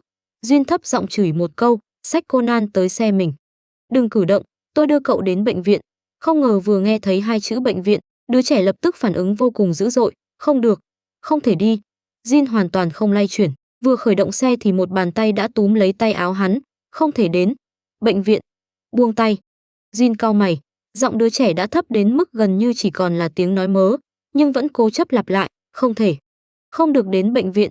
Phiền phức chết đi được, Conan cảm thấy trái tim đập nhanh đến mức gần như sắp nổ tung. Bên tai thậm chí còn có thể nghe rõ từng nhịp tim dữ dội, hô hấp ngày càng khó khăn, tầm nhìn cũng dần trở nên mơ hồ. Đau quá, khó chịu quá. Này, rốt cuộc cậu bị làm sao? Nhận ra tình trạng bất thường của đứa trẻ, Jin lên tiếng hỏi. Nhưng Conan đang ngồi ở ghế phụ đã hoàn toàn mất ý thức, xem ra hắn đã nhặt phải một rắc rối lớn. Jin suy nghĩ một lát, cuối cùng chỉ có thể từ bỏ vở opera sắp bắt đầu, đưa đứa trẻ về căn hộ mình tạm ở tại Tokyo. Jin là người biết hưởng thụ, cho dù chỉ là nơi ở tạm thời, hắn vẫn chọn một căn hộ cao tầng có vị trí thuận lợi và ánh sáng rất tốt. Sau khi lái xe vào bãi đỗ, hắn nhìn đứa trẻ đang co người trên ghế, phát ra những tiếng rên rất khẽ. Jin suy nghĩ một lát rồi cởi áo khoác bọc kín Conan lại, bản thân hắn chỉ còn mặc một chiếc áo sơ mi, sau đó cúi xuống bế cậu lên. Trọng lượng trong khuỷu tay khiến động tác của hắn hơi khựng lại. Trong lúc chờ thang máy, đứa trẻ dường như đang vô cùng đau đớn, những ngón tay siết chặt lớp vải áo trong tay hắn. Cảm nhận cơ thể cậu không ngừng run rẩy, Jin khẽ điều chỉnh tư thế, để Conan quay mặt vào ngực mình, yên lặng một chút. Trong thang máy còn có mấy người phụ nữ trẻ. Nhìn thấy Jin đang ôm một đứa trẻ, họ theo bản năng nhìn thêm vài lần. Ngoại hình lạnh lùng và nổi bật của người đàn ông khiến mấy cô gái lén đỏ mặt. Anh cũng sống ở đây sao? Trước đây hình như tôi chưa từng gặp anh. Một cô gái khá chủ động bước lên bắt chuyện. Đây là con anh hả? Cậu bé bị bệnh sao? Jin, người đột nhiên có con. Đứa trẻ trong lòng run rẩy càng lúc càng dữ dội. Jin cách lớp áo khoác vỗ nhẹ lên người cậu mấy lần, hoàn toàn không để ý đến người phụ nữ đang bắt chuyện. Cô gái cắn môi nhưng vẫn không chịu từ bỏ. Anh còn trẻ như vậy mà đã có con rồi sao? Jin vẫn không hề đáp lại. 2 lần chủ động bắt chuyện đều chỉ nhận được thái độ lạnh nhạt. Cô gái vừa xấu hổ vừa lúng túng, cuối cùng đành lui về chỗ cũ, nhỏ giọng lẩm bẩm, người gì đâu. Không khí trong thang máy trở nên ngượng ngập đến mức gần như đông cứng. Trước ngực đột nhiên truyền tới cảm giác nóng ẩm, cơ thể Jin khẽ cứng lại, gần như không thể nhận ra. Dường như đứa trẻ đã đau đến cực hạn, nhưng vẫn cố gắng kiềm chế không phát ra tiếng, chỉ có thể há miệng cắn lấy lớp vải trước ngực hắn. Tên nhóc phiền phức này. Thang máy vẫn tiếp tục đi lên. Cảm giác ấm nóng và ẩm ướt không thể xem nhẹ trước ngực khiến Jin siết chặt các ngón tay, cố gắng kiềm chế sự thôi thúc muốn ném đứa trẻ xuống đất. Nước bọt, dưới mái tóc màu bạc ánh vàng, lông mày Jin nhíu chặt. Trong số những người phụ nữ đi cùng thang máy có người sống ở tầng cao hơn hắn. Jin chỉ có thể nhẫn nhịn suốt đoạn đường, đến mức gần như đã tê liệt trước cảm giác khó chịu trên ngực. Cuối cùng, sau khi bước ra khỏi thang máy, hắn nhanh chóng đi đến trước cửa căn hộ, mở cửa, đóng cửa rồi tiện tay ném đứa trẻ xuống tấm thảm trải sàn. Theo động tác ấy, phần vải bị nước bọt Conan làm ướt lập tức dính sát vào ngực hắn. Cảm giác kỳ quái khiến Jin cau mày thật chặt, không kiềm chế được rút súng ra, gần như muốn bóp cò về phía Conan. Đứa trẻ dưới đất đột nhiên ôm lấy ngực, cơ thể không ngừng co giật, trong miệng phát ra từng tiếng rên ngày càng lớn, đến cuối cùng gần như biến thành tiếng hét đau đớn. May mà căn hộ này có hiệu quả cách âm khá tốt. Duyên nhìn bóng người nhỏ bé dưới đất, thầm nghĩ, nhưng tình trạng này dường như hắn đã từng nhìn thấy ở đâu đó. Jin lấy điện thoại ra, gọi một số. Sherry, cô lại cho thám tử Kudo uống thuốc sao? Cái gì? Không, giai đoạn thử thuốc trên mẫu thử số 1 đã tạm thời dừng lại. Giọng trẻ con lạnh nhạt truyền tới từ đầu dây bên kia. Mẫu thử số 1 lại xuất hiện tình trạng gì sao? Chế độ nghiên cứu được kích hoạt toàn của Haibara Ai khiến Jin im lặng trong chốc lát, sau đó dứt khoát cúp điện thoại. Ánh mắt hắn lại rơi xuống bóng người dưới đất. Cơ thể học sinh tiểu học ấy đang run rẩy theo từng tiếng kêu đau đớn, đồng thời nhanh chóng phát triển với tốc độ có thể nhìn thấy bằng mắt thường, giống một mầm cây đột ngột vươn cao. Đến khi quá trình thay đổi dừng lại, khung xương đã trở về dáng vẻ của một thiếu niên 16, 17 tuổi. Quần áo trẻ con bị cơ thể phát triển làm rách, những mảnh vải rơi vương vãi trên sàn. Thiếu niên không mặc gì nằm bất động dưới đất, dường như đã mất ý thức. Duyên nhìn đống vải vụn, vừa định cau mày thì khóe mắt lại liếc thấy vệt nước bọt trên ngực mình. Khóe miệng hắn không nhịn được giật nhẹ, đúng là một rắc rối lớn. Khi Kudo Shinichi tỉnh lại, cậu phát hiện mình đang nằm dưới đất.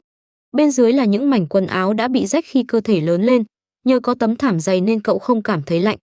Shinichi kéo chiếc chăn đang phủ trên đầu xuống, đập vào mắt là một căn phòng hoàn toàn xa lạ, với đồ nội thất ben trắng được bài trí đơn giản nhưng sang trọng. Tuy nhiên, nhìn chiếc TV lớn nổi bật cùng sofa, bàn trà và cách bố trí xung quanh, cậu nhanh chóng nhận ra một sự thật, cậu đã bị vứt ngay trên sàn phòng khách ụ. Cho dù bên dưới có thảm, cũng không thể thay đổi sự thật, đây là phòng khách. Phía sau vang lên tiếng bước chân. Kudo Shinichi quay đầu lại, nhìn thấy Jin rõ ràng vừa tắm xong đang để trần phần thân trên bước tới. Mái tóc dài ướt đẫm buông sau lưng, nhìn thấy thiếu niên đã tỉnh, hắn khẽ nhướng mày, khôi phục ý thức rồi sao? Thám tử Kudo.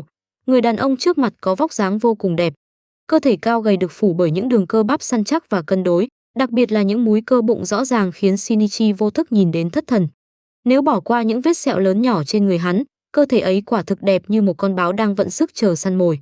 Nhưng không thể phủ nhận rằng những vết sẹo ấy lại càng khiến người đàn ông trông mạnh mẽ và nam tính hơn. Jin đi tới quầy bếp, rót một cốc nước lọc rồi uống vài ngụm. Yết hầu chuyển động theo từng lần nuốt khiến Kudo Shinichi vô thức nuốt nước bọt. Cổ họng khô khốc khiến cậu ho khan, một chiếc áo sơ mi trắng rơi xuống đầu cậu. Giọng Jin truyền tới, mặc vào rồi tự đi rót nước, chất vải trong tay mềm mại và trơn nhẵn. Vị thám tử thiếu niên không nhịn được thấp giọng lẩm bẩm, hình như đến bố tôi cũng chưa từng mặc loại áo tốt thế này. Thời buổi này làm sát thủ kiếm được nhiều tiền đến vậy sao? Mặc dù không cố ý lắng nghe, thính giác cực tốt của Jin vẫn bắt được từng chữ, tôi chưa từng để ý, nhưng hình như từ trước tới giờ tôi chưa bao giờ phải lo lắng chuyện tiền bạc. Kudo Shinichi. Tác giả có lời muốn nói, ở đây thiết lập rằng Hattori vẫn chưa biết Conan chính là Shinichi, mặc dù trong cốt truyện gốc cậu ấy đã biết rồi. Nhưng cốt truyện gốc gì đó, nếu quá mức bận tâm đến những chi tiết nhỏ thì sẽ rất tốn công sức. Ở chung một phòng với thành viên của tổ chức áo đen mà mình vẫn luôn truy tìm sẽ là cảm giác như thế nào. Hơn nữa, còn ở ngay trong căn hộ của sát thủ hàng đầu tổ chức, dưới hình dáng ban đầu của Kudo Shinichi, trên người mặc chiếc áo sơ mi được tên sát thủ kia tốt bụng cho mượn. Vị cứu tinh của cảnh sát Nhật Bản, thám tử lừng danh Kudo Shinichi cảm thấy tâm trạng lúc này vô cùng khó diễn tả. Nếu đã tỉnh thì rời khỏi đây đi. Jin ngồi trên chiếc ghế cạnh cửa sổ sát đất, nhìn thiếu niên thám tử đang ngồi trên sofa. Chỗ tôi không phải nơi thu nhận người vô gia cư. Kudo Shinichi do dự một lát rồi nói, với dáng vẻ hiện tại, tôi không thể đi ra ngoài, chuyện đó liên quan gì đến tôi? Jin nhướng mày.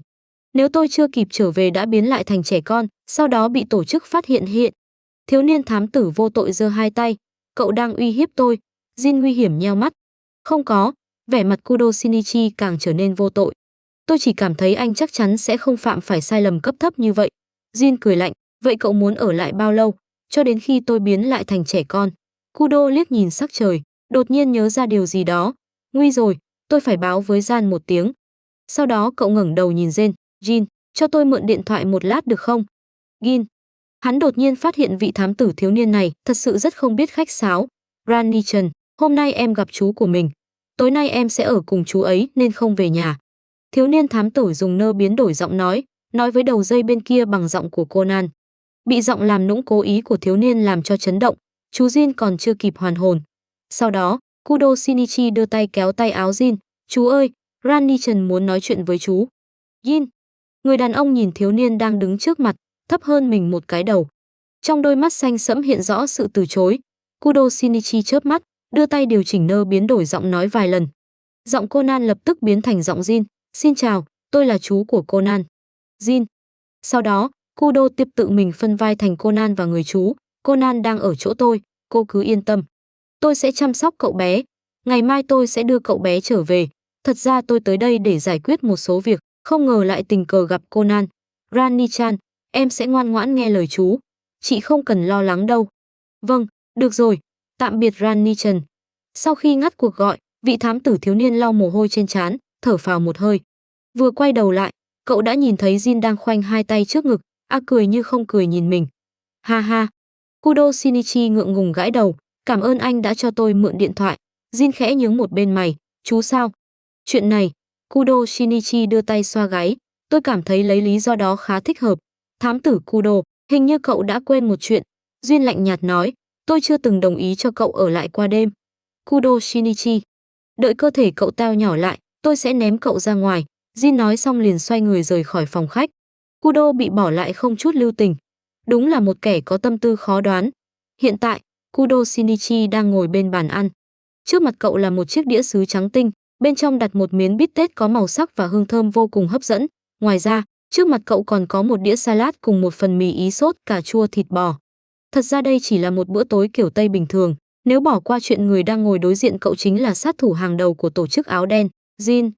Nếu bỏ qua việc trước mặt người kia cũng bày một phần thức ăn giống hệt của cậu ể. Nếu bỏ qua chuyện toàn bộ những món trông có vẻ khá ngon này đều do chính người đàn ông đối diện tự tay làm. Ăn tối cùng Jin ngay trong nhà hắn. Bữa tối còn do Jin tự tay nấu. Kudo Shinichi cảm thấy dường như cả thế giới đã trở nên kỳ ảo. Nhìn vẻ mặt của cậu, dường như chuyện tôi biết nấu ăn khiến cậu rất kinh ngạc. Kể từ khi Jin bưng thức ăn lên bàn rồi ngồi xuống, vị thám tử trung học kia vẫn nhìn hắn bằng ánh mắt như vừa chứng kiến thế giới sụp đổ. Duyên nhịn đi nhịn lại, cuối cùng vẫn không nhịn được lên tiếng. Kudo Shinichi lấy lại tinh thần, ngoan ngoãn thừa nhận, có. hơi kinh ngạc.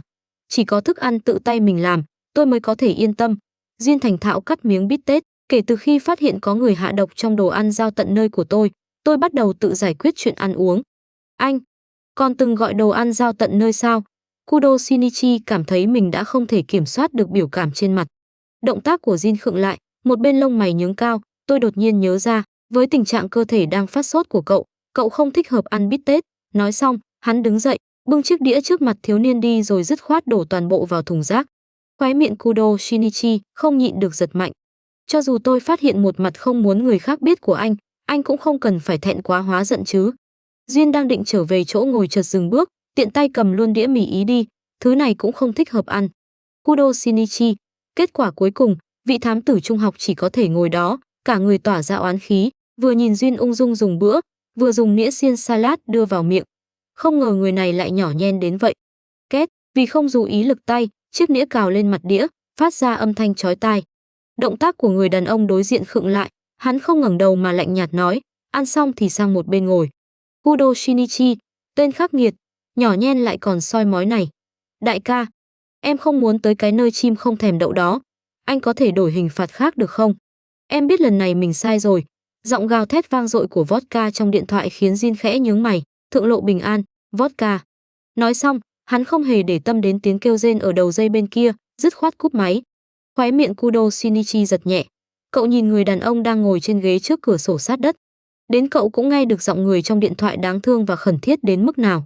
Rốt cuộc Jin đã ném vodka đến nơi nào? Vừa cúp điện thoại đã bắt gặp ánh mắt tò mò của thiếu niên. Jin nhớ đến hành động táo bạo của cậu hôm trước, tâm trạng lập tức trở nên tồi tệ, nhắc mới nhớ, vodka thê thảm như vậy cũng có phần công lao của cậu đấy, thám tử Kudo. Nguyên nhân trực tiếp nhất chẳng phải là anh sao? Kudo Shinichi âm thầm oán trách, nhưng trên mặt vội vàng nở nụ cười, không đến mức đó chứ. Suýt nữa lần theo được tung tích của tổ chức, cậu đúng là khá lắm. Khóe môi Jin cong lên lạnh lẽo, nhưng hình như cậu đã quên lời cảnh cáo của tôi. Bị đôi mắt xanh sẫm lóe lên ánh sáng lạnh lẽo nhìn chằm chằm, Kudo Shinichi không nhịn được rụt cổ, nhưng vẫn giải thích, nếu không phải anh xuất hiện, tôi đã thành công rồi. Nói như vậy, là lỗi của tôi sao? Nhìn vẻ không phục trong mắt thiếu niên, Jin cười lạnh, cậu quá to gan rồi, Kudo Shinichi. Đây là lần đầu tiên Jin gọi đầy đủ tên cậu, xem ra người đàn ông thật sự đã nổi giận. Vậy anh nói cho tôi biết đi, rốt cuộc tổ chức các anh muốn làm gì? Kudo Shinichi ngẩng đầu, đối diện với người đàn ông. Đôi mắt xanh lam sáng ngời khiến Jin cảm thấy có phần chói mắt. Thấy Jin im lặng, Kudo Shinichi lại lên tiếng, We can be both of God and the devil. Since we're trying to rise the against the stream of time. Jin hơi sững lại rồi lạnh lùng hừ một tiếng, xem ra thông tin cậu nắm được nhiều hơn tôi tưởng. Tôi đọc được trong nhật ký của Itakura. Kudo Shinichi nói, chuyện các anh muốn làm là Vermont nói đúng không? Jin cắt ngang, sao cậu không đi hỏi người phụ nữ thích giả vờ bí ẩn đó, bởi vì tôi quen anh hơn. Kudo Shinichi buột miệng nói xong, lập tức không nhịn được đưa tay ôm trán. Tại sao cậu lại nói thẳng ra như vậy? Vậy sao? Người đàn ông bật cười khẽ, tôi nên nói gì đây? Thật vinh hạnh sao? Giọng nói trầm thấp đầy từ tính khiến vành tai Kudo Shinichi tê dại. Vị thám tử thiếu niên phải dùng ý chí rất lớn mới kiềm chế được sự thôi thúc muốn đưa tay xoa tai. Tôi cảnh cáo cậu lần cuối, đừng tiếp tục tìm cách tiếp cận tổ chức. Jin đứng dậy, đó không phải thứ chỉ dựa vào năng lực của cậu là có thể chạm tới. Chỉ cần bất cẩn một chút, cậu sẽ mất mạng. Ánh sáng sắc bén trong đôi mắt xanh sẫm khiến Kudo Shinichi không nhịn được nuốt nước bọt. Nhưng cảm giác tim đột nhiên thắt chặt đã chặn lại lời nói tiếp theo. Cậu cúi đầu, một tay siết chặt ngực. Thám tử Kudo nhận ra sự bất thường của thiếu niên, Jin khẽ cau mày rồi bước tới. Im. Kudo Shinichi cảm thấy trái tim đang đập nhanh đến mức gần như muốn phá tung lồng ngực. Cảm giác quen thuộc này. Cơ thể thiếu niên đột nhiên đổ về phía trước. Thám tử Kudo, Jin theo bản năng đỡ lấy cậu. Cơ thể trong tay nóng hầm hập, cậu bị làm sao? Cơn đau dữ dội bắt đầu từ tim, nhanh chóng lan ra toàn thân. Kudo Shinichi thở dốc gấp gáp, tầm nhìn dần trở nên mơ hồ. Cậu chỉ cảm thấy mình chạm vào một vật thể lạnh lẽo, mùi thuốc lá nhàn nhạt tràn ngập khoang mũi. Cậu vô thức siết chặt thứ trong tay, nghiến răng ngăn tiếng rên sắp bật ra. Jin nhìn những đầu ngón tay trắng bệch đang siết chặt tay áo mình, cau mày bế nam thiếu niên lên rồi ném cậu xuống sofa trong phòng khách. Xương cốt giống như đang bị ép chặt, phát ra những tiếng răng rắc đáng sợ. Kudo cắn chặt môi, đau quá, tay áo bị kéo chặt khiến Jin không thể đứng dậy. Hắn cúi đầu nhìn gương mặt thiếu niên méo mó vì đau đớn, cuối cùng vẫn không gỡ tay cậu ra. Cùng với một tiếng hét thảm thiết, cơ thể thiếu niên bắt đầu co lại. Những ngón tay đang túm lấy tay áo Jin co giật dữ dội, giống như người sắp chết đuối đang bám chặt khúc gỗ cứu mạng. Thân hình cao gầy của thiếu niên dần biến thành dáng vẻ một đứa trẻ ngay trước mắt Jin. Jin nhìn ống tay áo bị kéo đến biến dạng, giọng vẫn bình thản như thể không nhìn thấy sự đau đớn của đứa trẻ. Buông tay. Jin. Ý thức Kudo Shinichi đã trở nên mơ hồ vì cơn đau toàn thân. Jin giơ cánh tay đang bị cậu giữ chặt lên. Tôi nói, buông tay. Đúng là một kẻ vô tình. Đứa trẻ cười khổ rồi buông lỏng tay. Jin xoay người đi vào phòng ngủ. Một lát sau, một chiếc áo sơ mi sạch sẽ bị ném lên người đứa trẻ. Đi tắm rồi thay đồ. Conan chống người ngồi dậy khỏi sofa. Cánh tay nhỏ gầy không ngừng run rẩy, cơ thể cũng lảo đảo mấy lần. Nhìn chiếc áo sơ mi bị mồ hôi đứa trẻ làm ướt cùng chiếc áo mới vừa ném cho cậu, Jin cảm thấy hơi đau đầu. Hai chiếc. Cậu đã phá hỏng hai chiếc áo của tôi. Rầm một tiếng, Conan ngã vật trở lại sofa. Jin hoàn toàn không ngờ tình huống này sẽ xảy ra. Người gây ra và tận mắt chứng kiến toàn bộ tình trạng hiện tại đứng im tại chỗ một lát, sau đó cau mày tiến lên, phiền phức chết đi được. Thật ra người này chính là kiểu ngoài miệng cứng rắn nhưng trong lòng mềm yếu, còn cực kỳ không thành thật phải không? Bị xách vào phòng tắm, Conan mơ hồ nghĩ. Miyano Akemi từng nói, trẻ con mềm mại, đáng yêu giống như những chiếc bánh nếp, chỉ nhìn thôi cũng khiến người ta muốn ôm mãi. Người phụ nữ ngốc nghếch đó chắc chắn chưa từng gặp tên nhóc phiền phức này. Sau khi ném đứa trẻ vào phòng tắm, Jin chờ mãi không nghe thấy động tĩnh, cuối cùng chỉ có thể đi vào kiểm tra. Hắn phát hiện Conan đã mất ý thức trong lúc tắm, suýt nữa chết đuối trong bồn. Jin đành kéo rắc rối lớn ấy ra, xách cậu như xách một con mèo nhỏ, đi một vòng quanh căn hộ để tìm chỗ ném xuống. Mãi đến khi nhìn thấy gương mặt đứa trẻ đỏ ửng, hắn mới cau mày, ném cậu lên giường mình. Ga giường và chăn đều phải thay, còn cả sofa nữa. Jin vốn mắc bệnh sạch sẽ nhìn đứa trẻ vừa bị ném lên giường đã ngủ mê man, hiếm khi thở dài. Sắc đỏ trên mặt đứa trẻ rõ ràng đã không còn bình thường.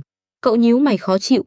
Bàn tay trái của Jin giơ lên rồi lại hạ xuống, cuối cùng vẫn đặt lên trán đứa trẻ. Đúng là nhiệt độ trên trán đứa trẻ nóng đến mức gần như bỏng tay. Jin đứng dậy tìm hộp thuốc, lấy thuốc hạ sốt ra rồi đưa tay chọc vào vai đứa trẻ. Này, uống thuốc. Conan khó khăn mở mắt, nhìn hộp thuốc bị ném lên người, thần trí của cậu vẫn còn khá tỉnh táo. Nước. Phiền phức chết đi được. Jin xoay người. Một lát sau, hắn mang tới một cốc nước, lạnh mặt đưa cho đứa trẻ. Hai tay Conan vẫn chưa ổn định. Nước trong cốc liên tục sóng sánh, suýt nữa tràn ra ngoài. Jin thấp giọng chửi một câu, giật lấy cốc rồi đưa tới bên môi Conan. Đáng lẽ tôi nên ném cậu đi. Nước không nóng không lạnh, nhiệt độ vừa phải. Người đàn ông hơi cúi xuống, vài sợi tóc dài màu bạc ánh vàng rủ xuống mu bàn tay Conan, mang theo cảm giác mát lạnh. Được một sát thủ chăm sóc. Trên toàn Nhật Bản, không, có lẽ trên cả thế giới, chỉ có mình cậu được hưởng đãi ngộ này. Uống thuốc xong, Conan ngoan ngoãn nằm xuống dưới ánh mắt Jin rồi kéo chăn phủ lên người. Nhìn thấy một bên vai cậu vẫn lộ ra ngoài, Jin khẽ nhướng mày, cầm. Conan nghe lời kéo chăn lên tận cằm. Jin cầm hộp thuốc, một tay bưng cốc nước rồi rời khỏi phòng ngủ. Nhìn bóng lưng người đàn ông đã đi tới cửa, Conan đột nhiên nảy ra ý định trêu chọc, dùng giọng trẻ con mềm mại nói, cảm ơn chú nhé. Cơ thể Jin cứng lại rồi chậm rãi quay đầu. Trong đôi mắt xanh sẫm, Conan nhìn thấy lời đe dọa rõ ràng, tôi sẽ ném cậu ra ngoài. Cậu lập tức giả vờ yếu ớt ho vài tiếng, nhắm mắt giả vờ ngủ. Sát thủ hàng đầu của tổ chức áo đen, người khiến vô số kẻ khiếp sợ. Khoảng nửa tiếng sau, Conan đang mơ màng lại bị chọc tỉnh. Cậu khó khăn mở mắt, gương mặt góc cạnh rõ ràng của Jin xuất hiện trong tầm nhìn. Trên tay hắn là một chiếc bát, cả người tỏa ra hơi lạnh, giọng nói không mấy thân thiện. Ăn đi. Conan ngồi dậy, nhận lấy chiếc bát rồi cúi xuống nhìn. Bên trong là cháo trắng nóng hổi, tỏa ra mùi thơm nhẹ nhẹ. Người này. Conan cảm thấy tâm trạng mình vô cùng phức tạp. Ngẩn người làm gì? Nhận ra sự mất kiên nhẫn trong giọng người đàn ông, Conan lập tức há miệng. Cháo mềm mại trượt vào miệng, ấm áp nhưng không hề nóng. Ăn hết bát cháo, Conan ngoan ngoãn nằm xuống dưới ánh mắt Jin. Nhìn thấy người đàn ông chuẩn bị xoay người rời đi, cậu vội lên tiếng, cảm ơn anh, Jin. Cơ thể Jin khựng lại, trên gương mặt quay lưng về phía đứa trẻ, cảm xúc trong đôi mắt xanh sẫm trở nên phức tạp. Conan liếc chiếc đồng hồ đặt bên gối, anh có muốn ngủ cùng không?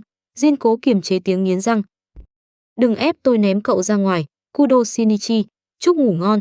Conan lập tức nhắm chặt mắt.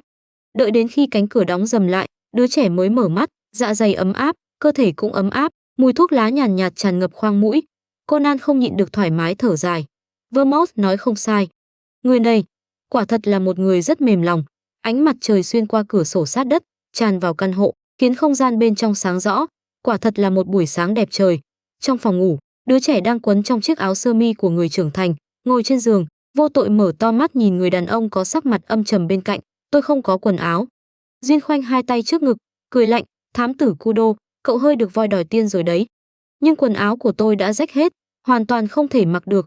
Conan tiếp tục nói, cậu đã ở lại suốt một đêm rồi. Thám tử Kudo. Jin mất kiên nhẫn cau mày, tên này cho rằng hắn thật sự không dám ném cậu ra ngoài sao. Nhưng mà, cửa căn hộ đột nhiên mở ra. Đứa trẻ chỉ mặc một chiếc áo sơ mi rộng của người lớn bị người đàn ông có mái tóc dài màu bạc ánh vàng không chút lưu tình ném ra ngoài. Thám tử Kudo thật sự bị ném đi, lập tức phát huy đầy đủ bản năng bám người của trẻ con, ôm chặt lấy chân Jin. Jin, ít nhất anh cho tôi mượn điện thoại một lần nữa cũng được. Jin cau mày, buông ra.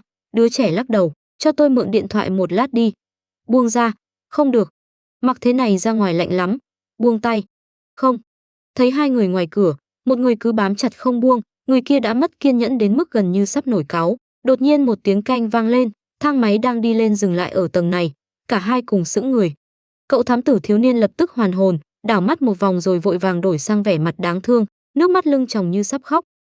Ba, con biết sai rồi, con không nên làm bẩn cuốn sách ba thích nhất, con bảo đảm sau này sẽ không bao giờ làm thế nữa. Ba đừng vứt con đi mà. Jin, người bất ngờ không kịp phòng bị, từ chú thăng cấp thành ba. Ông lão vừa tập thể dục buổi sáng trở về, trông thấy một đứa trẻ đang gào khóc, ôm chặt lấy chân ba mình, dáng vẻ vô cùng đáng thương. Người lớn tuổi vốn mềm lòng không nhịn được lắc đầu, trẻ con dù có phạm lỗi lớn đến đâu, làm ba cũng không thể thô bạo như vậy được. Người ba thô bạo Jin. Conan vùi đầu giả khóc càng lúc càng lớn tiếng. Rõ ràng nghe thấy tiếng mình nghiến răng, Jin nheo mắt, trên mặt đột nhiên nở một nụ cười. Hắn cúi người bế đứa nhỏ lên, được rồi, lần sau không được làm như vậy nữa. Dưới ánh mắt hài lòng của ông lão, hắn ôm đứa nhỏ vào phòng. Cậu đúng là khiến tôi được mở rộng tầm mắt đấy, thám tử Kudo. Conan đang nằm sấp trên vai người đàn ông, giả vờ nức nở, lập tức cứng đờ cả người. Cậu chậm rãi ngẩng đầu lên, bắt gặp gương mặt Jin gần trong gang tấc đang mang một nụ cười sáng rõ nhưng sát khí ngập tràn. Lông tơ toàn thân đứa nhỏ lập tức dựng đứng. Cứu mạng, Jin cười lên đáng sợ quá. Sáng sớm, Gian vừa bước ra khỏi phòng đã nhìn thấy một đứa nhỏ chỉ mặc độc chiếc áo sơ mi của người lớn, co ro thành một cục trên bậc thang. Cô giật mình, Conan, sao em lại ở đây? Đứa nhỏ ngẩng đầu lên, cố kéo ra một nụ cười trên gương mặt đã lạnh đến cứng đờ. Em bị chú ấy ném ra ngoài rồi. Hả? Ran không hiểu chuyện gì, nhưng vẫn vội vàng kéo đứa nhỏ dậy, mau vào trong đi. Trong góc khuất cách đó không xa, một chiếc Porsche màu đen lặng lẽ rời đi sau khi hai người vào nhà. Mau đi tắm nước nóng đi, nếu không sẽ bị cảm đến. Ran đưa Conan vào phòng rồi dặn dò. Vâng. Conan ngoan ngoãn gật đầu, nhìn chiếc áo rõ ràng là của người lớn trên người đứa nhỏ. Ran không nhịn được cau mày, chú của em cũng thật là, sao lại để em mặc ít như vậy rồi trở về chứ? Không phải lỗi của chú ấy đâu, là tại em chọc chú ấy tức giận. Conan cảm thấy mũi hơi ngứa, không nhịn được hắt hơi một cái. Chị biết ngay là em lại nghịch ngợm mà. Ran đẩy đứa nhỏ vào phòng tắm, mau đi tắm đi, bây giờ vẫn còn kịp. Lát nữa em còn phải đến trường nữa. Ran đúng là dịu dàng thật. Cởi chiếc áo sơ mi của Jin ra, Conan nhìn đống vải trắng tinh trước mặt, đột nhiên nhớ tới bát cháo trắng tối qua. Lý trí còn chưa hoàn toàn phản ứng lại, tay cậu đã theo bản năng gấp chiếc áo ngay ngắn. Hai chiếc, cậu đã phá hỏng hai chiếc áo của tôi. Trong đầu đột nhiên hiện lên cảnh Jin lạnh lùng nói câu này. Conan sững người một lúc, sau đó sa sầm mặt, ném chiếc áo trong tay vào giỏ đựng đồ bẩn. Chắc đầu óc tôi bị uống nước rồi mới cảm thấy tên đó dịu dàng. Kính của cậu đây. Ở trường, Haibara Ai đưa chiếc kính dự phòng mà Conan đã gọi điện nhờ cô mang tới. Cảm ơn. Conan nhận lấy rồi đeo lên. Mãi đến khi trở về văn phòng thám tử Mori, cậu mới phát hiện mình đã để quên kính ở chỗ Jin. Quả nhiên vẫn là cảm giác này quen thuộc hơn. Vậy là tối qua cậu ngủ lại chỗ Jin. Gương mặt Haibara Ai vẫn không có biểu cảm, chỉ có đôi mắt xanh băng không chớp lấy một lần, chăm chú nhìn cậu. Hôm qua chẳng phải tớ bị sốt sao, trên đường về lại gặp Hattori, còn bị tên đó ép uống rượu trắng. Bị đôi mắt kia nhìn chằm chằm, Conan cố nhịn cảm giác lạnh sống lưng, giải thích lại toàn bộ sự việc với Haibara Ai. Sau đó Jin nhặt được tớ khi tớ còn chưa kịp biến trở lại. Vậy cảm giác thế nào? Haibara Ai khoanh hai tay trước ngực, nhướng một bên mày. Vẻ mặt và động tác của Haibara Ai khiến Conan gần như tưởng mình đang nhìn thấy Jin, đến mức cậu hơi ngẩn người. Xây cái gì thế nào? Trải qua một đêm với Jin ấy, trong mắt Haibara Ai hiện lên vẻ khinh bỉ. Tối qua tiêu hao quá nhiều sức lực, nên hôm nay đầu óc trở nên chậm chạp rồi à? Cậu, cả ngày cậu nghĩ cái gì vậy hả? Đồ ngốc. Conan lập tức hiểu ý Haibara Ai, cả người tức khắc xù lông. Tớ với tên đó sao có thể có loại quan hệ ấy được chứ? Tối qua vì bị bệnh nên thể lực tiêu hao quá lớn, dẫn đến cơ thể mệt mỏi, từ đó ảnh hưởng đến tốc độ hoạt động của não bộ vào ngày hôm sau. Haibara Ai chớp đôi mắt tràn đầy nghi hoặc. Cậu đã hiểu thành cái gì vậy? Conan há miệng, nhưng lại không biết nên nói gì, chỉ cảm thấy hai tai mình hơi nóng lên. Người nên bị hỏi cả ngày nghĩ gì phải là cậu mới đúng. Haibara ai lạnh nhạt nói. Tự mình nghĩ lệch đi, đại thám tử. Conan. Người phụ nữ xấu xa này. Từ sợi tóc đến tận móng chân, chỗ nào cũng đen tối hết. Ara, Gin, tôi muốn tiếp cận hai chú mèo nhỏ kia quá. Nghe giọng điệu đầy mờ ám của người phụ nữ trong điện thoại, Duyên bình thản nói, tôi cúp máy đây, Vermouth. Đừng vô tình như vậy chứ. Giọng nữ trong điện thoại càng thêm trêu chọc. Cậu cứ như thế thì khó có phụ nữ thích lắm đấy. Vermouth. Cuối cùng cũng tiễn được một phiền phức lớn đi. Jin lần đầu tiên cảm thấy toàn thân mệt mỏi, một tay day mi tâm, hơi nhấn mạnh giọng. Được rồi, nói chuyện chính. Người phụ nữ trong điện thoại cuối cùng cũng nghiêm túc trở lại. Rome đã gọi cho tôi 3 lần rồi, vậy nên chuyện của Sherry và Kunwi. Cô định làm gì? Jin lên tiếng ngắt lời Vermouth. À, cậu cảm thấy tôi trở thành người yêu của cô gái FBI đáng yêu kia thì thế nào? Vermouth cười trong lời nói. Hoặc trở thành người theo đuổi cô ta, cũng không tệ. Jodie Starling. Sao? Jin nhíu mày, cô lại có hứng thú với cô ta à? Mà, loại truyền đền, ai nói trước được chứ? Vermouth cười khẽ trả lời. Cô muốn chơi thế nào thì tùy, Vermouth. Jin nhìn ánh bình minh phía xa qua cửa kính xe, nhưng đừng để mình chết, dù sao tên đó vốn không tin tưởng cô. Chuyện đó tôi đương nhiên biết, so với một kẻ mà hắn không thể nhìn thấu như tôi, Zoom vẫn tin tưởng thuộc hạ của mình hơn. Nhớ tới giọng điệu của người kia khi nói chuyện với mình, Vermouth cười lạnh. Tên khốn tự cao tự đại đó, một ngày nào đó tôi nhất định sẽ thông nát mông hắn. Duyên bị sự hung hãn của Vermouth làm cho cạn lời. Sao cô lại khóc nữa rồi? Giọng nói trầm thấp của người đàn ông tựa như tiếng đàn cello vang lên. Lại nữa? Sao cô lúc nào cũng khóc vậy? Lúc nào cũng? Không nhớ thì thôi vậy. Đôi mắt xanh lục sẫm ấy kiên nghị mà trầm tĩnh, mang theo một sức mạnh khiến người ta an tâm. Dưới ánh nhìn chăm chú của đôi mắt đó, cảm giác bất an trong lòng dường như cũng dần tan biến. Nhưng mà, tại sao? Đôi mắt này, cô luôn cảm thấy hình như mình đã từng nhìn thấy ở đâu đó. Âm thanh gì vậy? Tí tách, tí tách. Trời đang mưa sao? Người Nhật Bản. Ai vậy? Did you find him, sir? Người nước ngoài, rời khỏi đây. Anh là ai? Một chiếc ô tô chạy qua con đường phía xa, ánh đèn xe trong khoảnh khắc chiếu sáng gương mặt người kia. Chiếc mũ len màu đen, phần tóc mái cong lên, cùng với đôi mắt xanh lục sẫm ấy, Akai Shuichi. Tên tôi là Akai Shuichi. Akai-san. Ran mở mắt ra, trước mắt chỉ là một màu đen kịt. Cô chớp mắt vài lần, miễn cưỡng nhận ra những vật dụng trong phòng mình, lúc này mới hiểu vừa rồi chỉ là một giấc mơ. Không, không thể nói là mơ, phải nói là một đoạn ký ức đã bị lãng quên. Thì ra, là vào lúc đó, Ran ôm chăn, ngồi dậy trên giường rồi khẽ thở dài. Chẳng trách trước đây cô luôn cảm thấy Moroboshi. Không, Akai-san mang lại cho cô một cảm giác quen thuộc, giống như đã từng gặp ở đâu đó. Thế nhưng dù cố gắng nhớ lại rất lâu, cô vẫn luôn cho rằng lần Akai-san ra tay giúp mình trong ngôi nhà ma ở công viên giải trí chính là lần đầu tiên họ gặp nhau. Nhưng sự thật không phải vậy. Vụ án sát nhân đường phố New York 1 năm trước, khi đó mới là lần đầu tiên họ gặp nhau.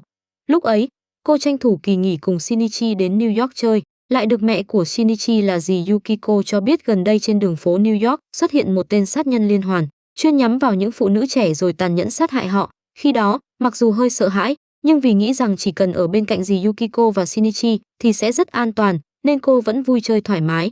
Sau đó, Ran xoa trán, cố gắng nhớ lại đoạn ký ức đã trở nên mơ hồ.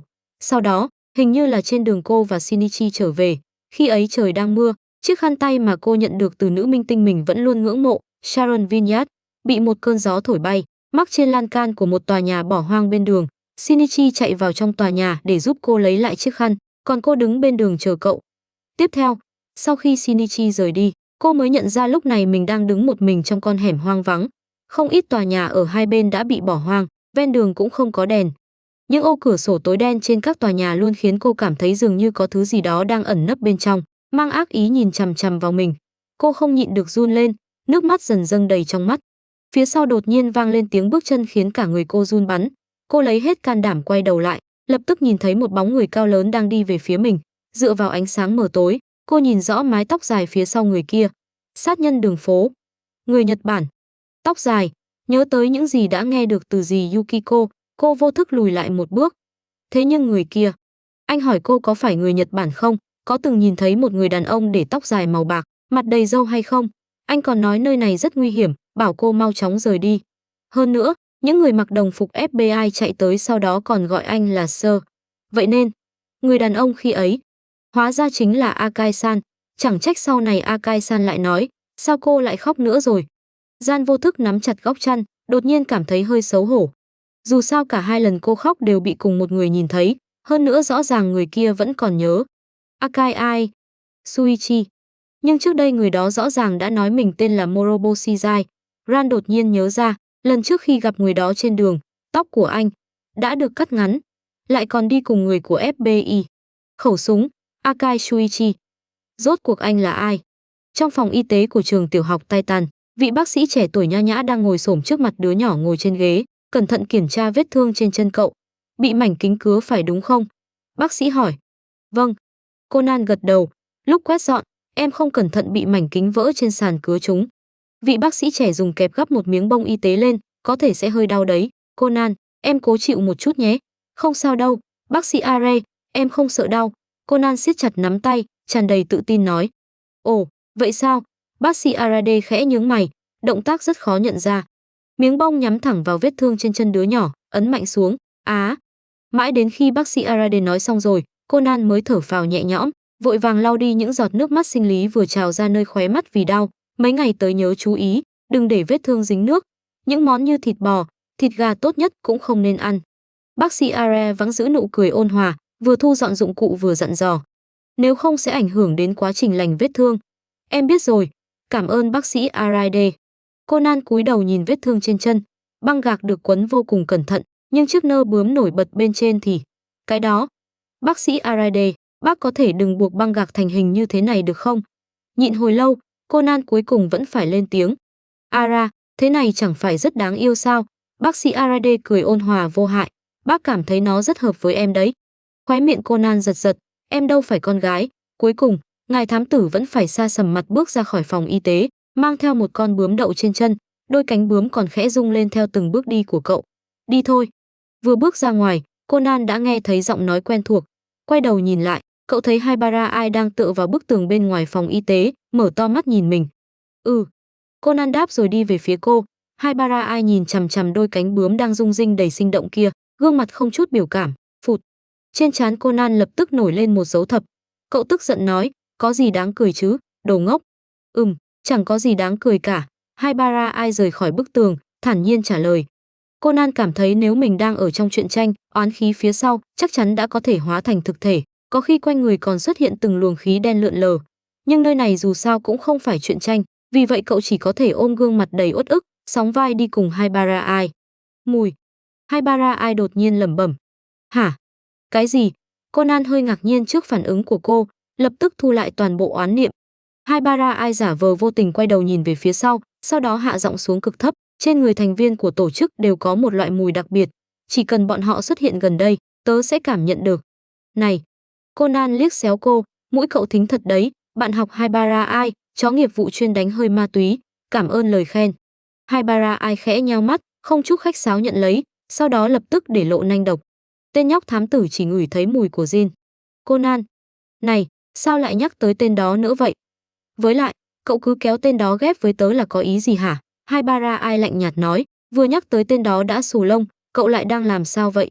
Conan đang xù lông. Trong lúc hai người đấu khẩu, cảm giác bất an dưới đáy lòng Haibara Ai khi nãy cũng dần tan biến. Bác sĩ Are nhìn theo bóng lưng hai đứa trẻ đang dần đi xa, nở một nụ cười tao nhã. Ara, đúng là hai chú mèo nhỏ tràn đầy sức sống. Tiếp theo, hắn giơ tay đẩy kính, nụ cười càng trở nên ôn hòa nho nhã. Tôi đã không thể chờ thêm được nữa, muốn bắt đầu theo đuổi cô gái FBI kia ngay rồi. Đại ca. Đại ca, tại bãi đỗ xe của sân bay Tokyo, một người đàn ông da ngăm, thân hình cao lớn vạm vỡ đang chạy về phía người đàn ông tóc dài màu bạch kim đứng cạnh chiếc Porsche 356 Ampere. Hai hàng nước mắt bên dưới kính râm bay phấp phới theo gió, nhưng bước chân lại đặc biệt nhẹ nhàng vui vẻ. Trông thấy cảnh tượng ấy, Jin đang hút thuốc lập tức cau chặt mày. Vodka đang rộng hai tay, đang định trao cho đại ca lâu ngày không gặp của mình một cái ôm nồng nhiệt, tràn đầy khí khái nam nhi. Thế nhưng vừa đọc được lời đe dọa rõ ràng trong đôi mắt xanh sẫm dưới mái tóc của Jin, dám nhào tới thì cậu lập tức cút trở lại, hắn lập tức ngoan ngoãn dừng bước. Jin kín đáo thở phào nhẹ nhõm, nhìn vodka đang rưng rưng nước mắt trước mặt, chân mày khẽ giật, thu vẻ mặt đó lại. Vodka nặng nề sụt sịt, vâng, đại ca, lại muốn ném tên này trở về thì phải làm sao đây? Nhưng chuyện sắp tới không có tên này lại không được. Jin giơ tay day mi tâm, Sau một hồi khó xử cuối cùng vẫn quyết định đợi giải quyết xong mọi chuyện rồi ném tên này trở về cũng chưa muộn. Người to xác như vậy mà vẫn ngu ngốc đến mức này, đúng là chướng mắt. Trên con đường xe cộ tấp nập, thân xe Porsche màu đen gần như hòa vào màn đêm. Đê đại ca, trong xe, Vodka vừa cẩn thận vừa đầy mong đợi nhìn người đàn ông bên cạnh. Có một lập trình viên đã xâm nhập vào máy tính của tổ chức. Jin đã quyết định sau khi giải quyết xong chuyện này sẽ đổi tên kia đi lần nữa, vì vậy chỉ muốn tốc chiến tốc thắng. Tên đó rất có thể đã nắm được tài liệu bí mật của tổ chức, cho nên phải khiến tên đó vĩnh viễn ngậm miệng, đúng không? Vodka vừa trở về sau chuyến nghỉ phép tại châu Phi xa xôi đã nhanh chóng bước vào trạng thái làm việc. Jin hài lòng gật đầu, cười lạnh bổ sung, đúng vậy, vĩnh viễn, em hiểu rồi. Vodka vỗ ngực. Em sẽ điều tra rõ toàn bộ thông tin của tên đó, nếu lần này còn xảy ra sai sót, cậu cứ ở lại đó, không cần trở về nữa. Jin liếc Vodka một cái, hờ hững nói. Em biết rồi. Vodka vừa trở về đã bị dán nhãn có thể sẽ không bao giờ được quay lại, đưa tay lau mặt, bi tráng đáp. Người đó tên là Hara Yoshiaki, thành viên hội đồng quản trị kiêm lập trình viên của tập đoàn Tokiwa. Trước đây hắn đã từng hợp tác với tổ chức vài lần, chỉ trong nửa ngày ngắn ngủi, Vodka đã điều tra xong toàn bộ thông tin của người kia. Tập đoàn Tokiwa là một công ty phần mềm máy tính mới nổi trong vài năm gần đây. Nhưng vì Hara Yoshiaki là một lập trình viên vô cùng xuất sắc nên tập đoàn đó phát triển rất nhanh. Thì ra là vậy, chẳng trách hắn có khả năng xâm nhập vào máy tính của tổ chức. Jin cười lạnh. Còn tập đoàn Tokiwa? Đại ca nghi ngờ. Vodka kinh ngạc hỏi. Không, tôi chỉ cảm thấy tên đó có thể sẽ lợi dụng máy tính trung tâm của bọn họ để truyền dữ liệu. Jin ngậm điếu thuốc, khóe môi mang theo một nụ cười lạnh lẽo. Cho nên, để bảo đảm an toàn, em hiểu rồi. Em sẽ cho người điều tra kỹ tập đoàn đó. Vodka lập tức hiểu ý Jin. Em nhớ trụ sở của tập đoàn đó nằm trong tòa tháp đôi chọc trời ở thành phố Nishitama. Nghe nói nơi đó được gọi là nơi gần thiên đường nhất. Gần thế giới bên kia nhất sao? Vừa hay có thể dùng làm đoạn đầu đài cho tên đó. Jin nói, mang bản thiết kế của tòa nhà đó đến đây. Vodka. Rõ, đại ca. Vodka nhe hàm răng trắng, nổi bật đến chói mắt trên gương mặt đen sạm. Cùng lúc đó, oa, tòa nhà cao quá, trên tòa tháp đôi chọc trời, một đám trẻ hào hứng chạy tới bên cửa sổ sát đất khổng lồ, cúi đầu nhìn phong cảnh phía dưới, đôi mắt tràn đầy kinh ngạc. Conan nhìn đám trẻ đang phấn khích không thôi, cảm thấy hơi khó hiểu, liền quay sang Haibara Ai bên cạnh, sao bọn họ lúc nào cũng vui vẻ như vậy nhỉ? Thế giới của trẻ con, sao tớ hiểu được? Haibara Ai liếc Conan một cái, khóe miệng Conan giật giật, lập tức phản kích, đúng rồi, tớ quên mất tuổi thật của cậu đã là một bà cô 18 tuổi. Bà cô, tốt lắm. Có lẽ cô có thể thử cho thêm vài thành phần khác vào loại thuốc giải sắp hoàn thành kia, chắc chắn sẽ tạo ra một số hiệu quả vô cùng thú vị. Nhìn Conan đang dương dương tự đắc vì cho rằng mình đã chiếm thế thượng phong, Haibara Ai nheo mắt, trên mặt nở một nụ cười lạnh lẽo mà kiều diễm. Mitsuhiko vô tình nhìn thấy bên cạnh lập tức đỏ mặt, nhưng bản thân cậu bé lại không hề nhận ra. Đại ca, bản thiết kế ở đây. Vodka đưa một tập tài liệu cho Jin. Hiệu suất làm việc của tên này đã cao hơn không ít, xem ra biện pháp trước đó quả nhiên rất hữu hiệu. Jin nghĩ vậy rồi đưa tay nhận lấy. Tuần sau bọn họ sẽ tổ chức lễ khánh thành tại tầng 75 của tòa A. Vodka báo cáo tin tức với người đàn ông đang xem bản thiết kế bên cạnh. Địa chỉ của Hara Yoshiaki cũng đã được điều tra rõ. Đại ca, khi nào chúng ta ra tay? Tuần sau sao? Jin nói. Vậy thì khiến buổi lễ đó trở nên long trọng hơn một chút đi. Rõ. Vodka nhếch miệng cười. Em sẽ đi chuẩn bị ngay. Còn Hara Yoshiaki, tên đó có thể tiện tay xử lý. Jin dùng bật lửa châm thuốc. Sau khi nắm rõ hành tung của hắn, trước buổi lễ. Tít, điện thoại đột nhiên đổ chuông. Jin liếc nhìn dãy số trên màn hình, khẽ hừ cười đầy ẩn ý rồi nhấc máy. Chuyện gì? Giọng nói không để lộ chút cảm xúc nào của hắn khiến Vodka không tự chủ được rụt cổ. Ha ha ha. Đầu dây bên kia trước tiên vang lên vài tiếng cười trầm thấp, sau đó là một giọng nói rõ ràng đã được xử lý bằng máy biến thanh. Jin, không ngờ chứ, ta đã tìm thấy người phụ nữ kia trước ngươi. Jin khẽ nheo mắt, bất động thanh sắc hỏi, ông có ý gì? Room. Tên được cho là còn được boss tin tưởng hơn cả đại ca sao? Vodka kinh ngạc. Nhưng chẳng phải nghe nói tên đó luôn có ý kiến với đại ca sao? Tại sao lại đột nhiên liên lạc với đại ca? Ảnh đã được gửi cho ngươi rồi. Người kia nói, có điều, ngươi sẽ không nỡ ra tay đấy chứ. Dù sao cũng là em gái của người đó. Jin không lên tiếng. Nói chung, lần này cứ xem như ngươi nợ ta một món ân tình. Yên tâm, ta sẽ nhớ đòi lại. Người kia nói xong liền cúp máy. Ông cũng chỉ dám dở giọng ngông cuồng trong điện thoại thôi. Room. Dưới mái tóc màu bạch kim, sát khí trong đôi mắt xanh sẫm cuồn cuộn như bão tuyết. Tâm trạng của đại ca lúc này rõ ràng cực kỳ tồi tệ. Vodka nuốt nước bọt, không nhịn được co người sang một bên. Vài giây sau, điện thoại của Jin nhận được một email. Sau khi mở ra, đồng tử xanh sẫm của hắn lập tức co lại. Mặc dù chỉ là một bóng lưng mơ hồ, nhưng mái tóc màu nâu trà cùng kiểu tóc đó. Sherry. Nhìn vóc dáng và chiều cao của một người trưởng thành trong ảnh, Jin không nhịn được cau mày. Tên đó khôi phục cơ thể từ khi nào? Không, điều quan trọng hiện tại là Room đã phát hiện tung tích của Sherry bằng cách nào. Tên đó gửi bức ảnh tới, chứng tỏ muốn hắn xử lý chuyện này, rõ ràng biết chuyện giữa hắn và Miyano Akemi, nhưng vẫn cố ý để hắn ra tay. Room. Cuối cùng cũng không nhịn được nữa sao? Khóe môi Jin cong lên thành một độ cong sắc bén, lạnh lẽo như lưỡi dao vừa rời khỏi vỏ. Đê đại ca. Người bên cạnh đột nhiên bùng phát sát khí dữ dội khiến Vodka khổ không thể tả, chỉ đành nơm nớp lo sợ lên tiếng. Jin hoàn hồn vì giọng của Vodka, cúi đầu nhìn bản thiết kế, sau khi trầm tư một lát, ngón trỏ trái của hắn lướt qua mặt giấy, ngoài phòng máy tính ở tầng 40, hãy đặt bom cả trong phòng điện lực và phòng máy phát điện ở tầng hầm thứ tư. Dừng lại một lát, người đàn ông tiếp tục nói, còn cả cầu nối ở tầng 60, tầng cao nhất và hội trường tổ chức lễ khánh thành. Đê đại ca, Vodka hơi kinh ngạc, tại sao anh lại không làm được sao? Jin lạnh lùng liếc sang, tuyệt đối không thành vấn đề. Vodka lập tức ngồi thẳng người, vừa rồi Zoom đã gửi cho tôi một bức ảnh của Sherry. Jin biết nếu không giải thích, tên ngốc Vodka này chắc chắn sẽ tự mình rối rắm cả đêm. Vì muốn hắn chuyên tâm làm việc, Jin nhàn nhạt lên tiếng, đồng thời cầm điện thoại gửi đi một tin nhắn. Haibara Ai vừa tắm xong, lau mái tóc ướt rồi đi ngang qua phòng khách. Tiến sĩ Agasa đang ngồi trên ghế sofa đột nhiên quay đầu lại. Ai, vừa rồi điện thoại của cháu có tiếng báo, hình như có người gửi tin nhắn. Vâng. Haibara Ai đáp một tiếng, đi tới cầm điện thoại lên. Cô khôi phục rồi sao?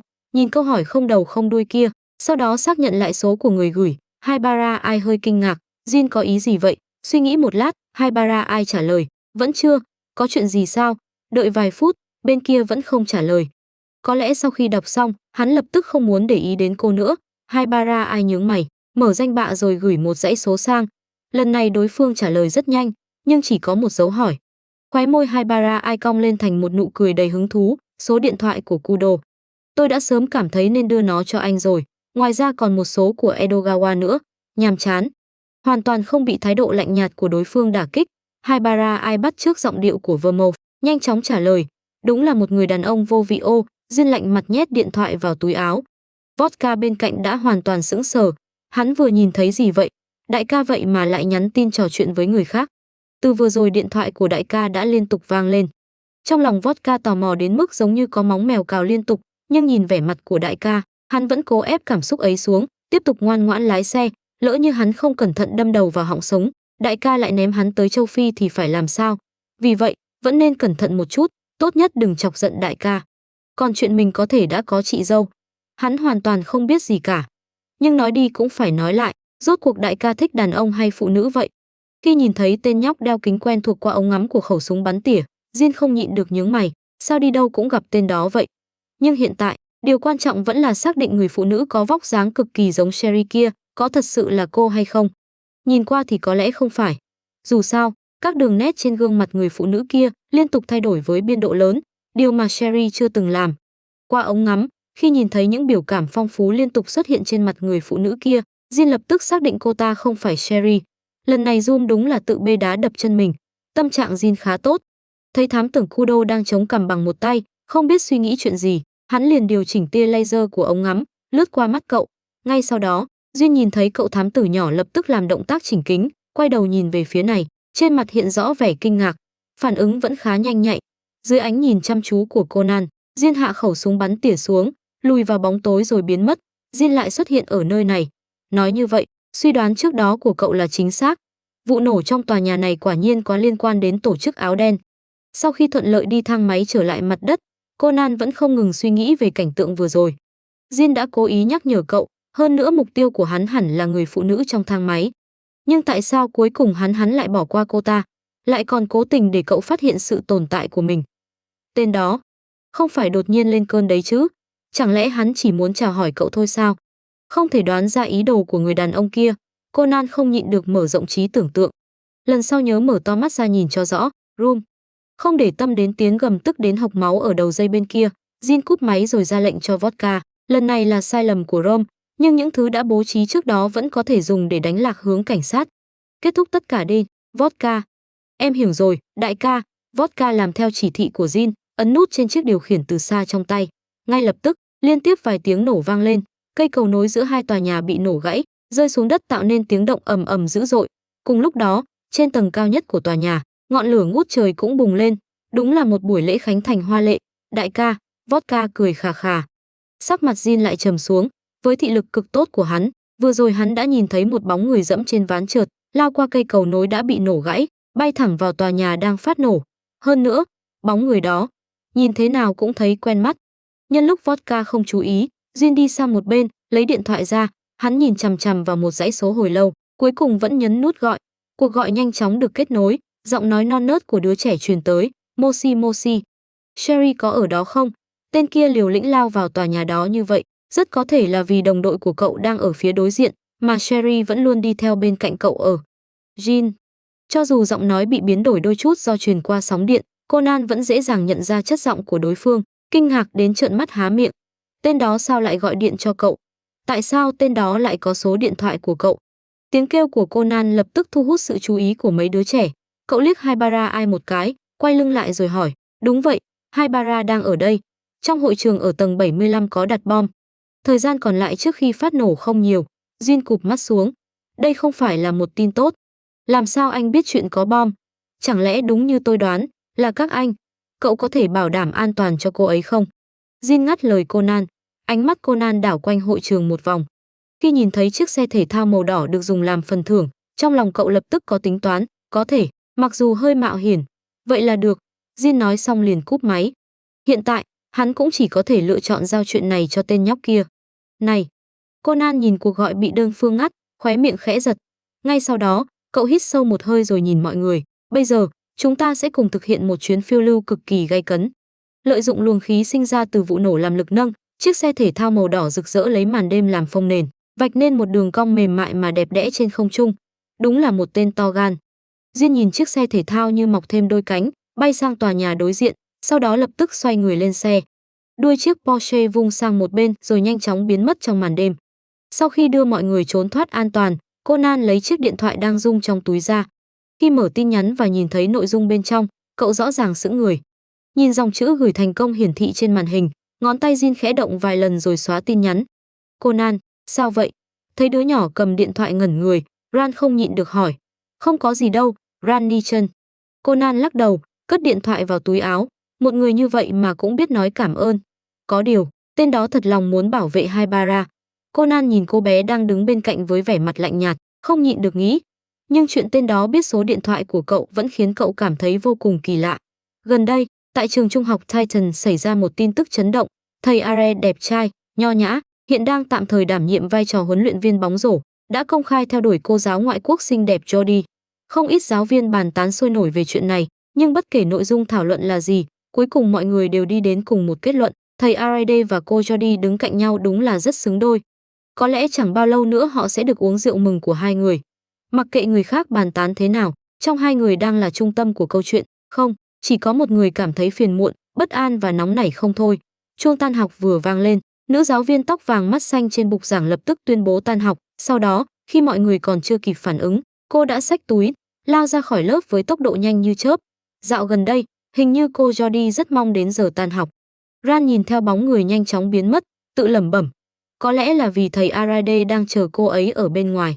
Thật tuyệt, tình yêu ngọt ngào thế này. Sonoko ở bên cạnh phụ họa. Nhưng người trong cuộc hoàn toàn không mong chờ như những gì họ tưởng tượng.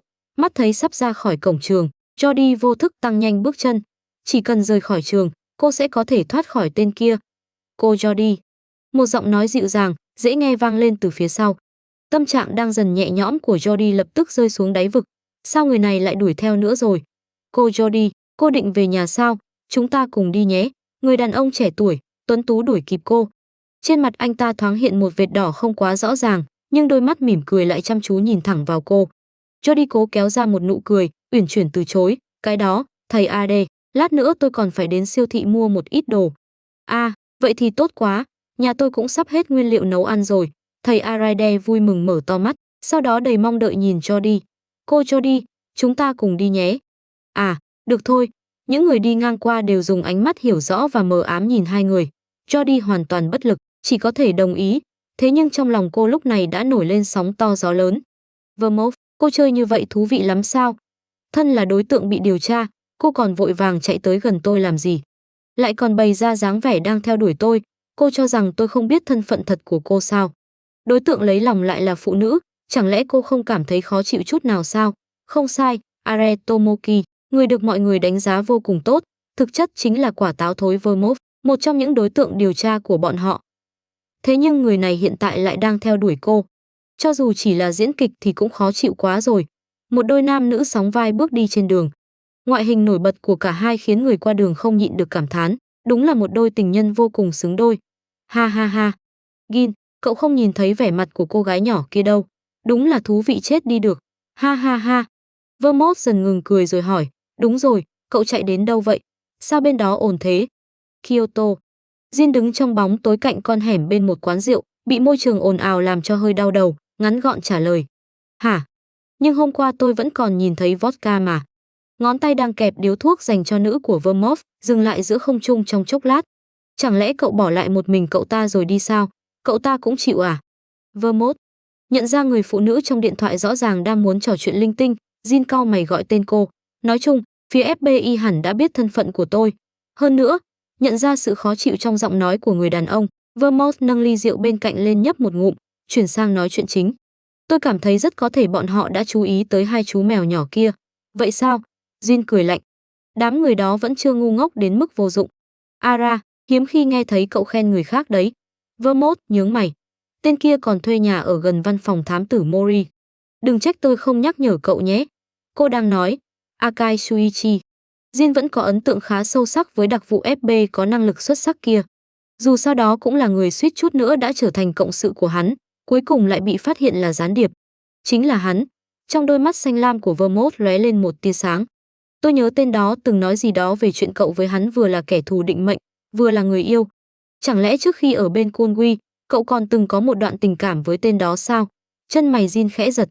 Dường như hoàn toàn không cảm nhận được áp suất thấp đang dần lan tràn từ đầu dây bên kia. Vermouth cười đến run cả người. Cậu phong lưu như vậy sẽ khiến Kunwi đau lòng đấy. Có vẻ cô rất cố chấp với việc ghép tôi và tên đó thành một đôi. Vermouth.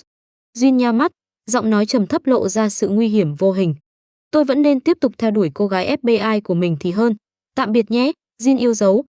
Vermouth dứt khoát cúp máy, không nhịn được giơ tay xoa tai.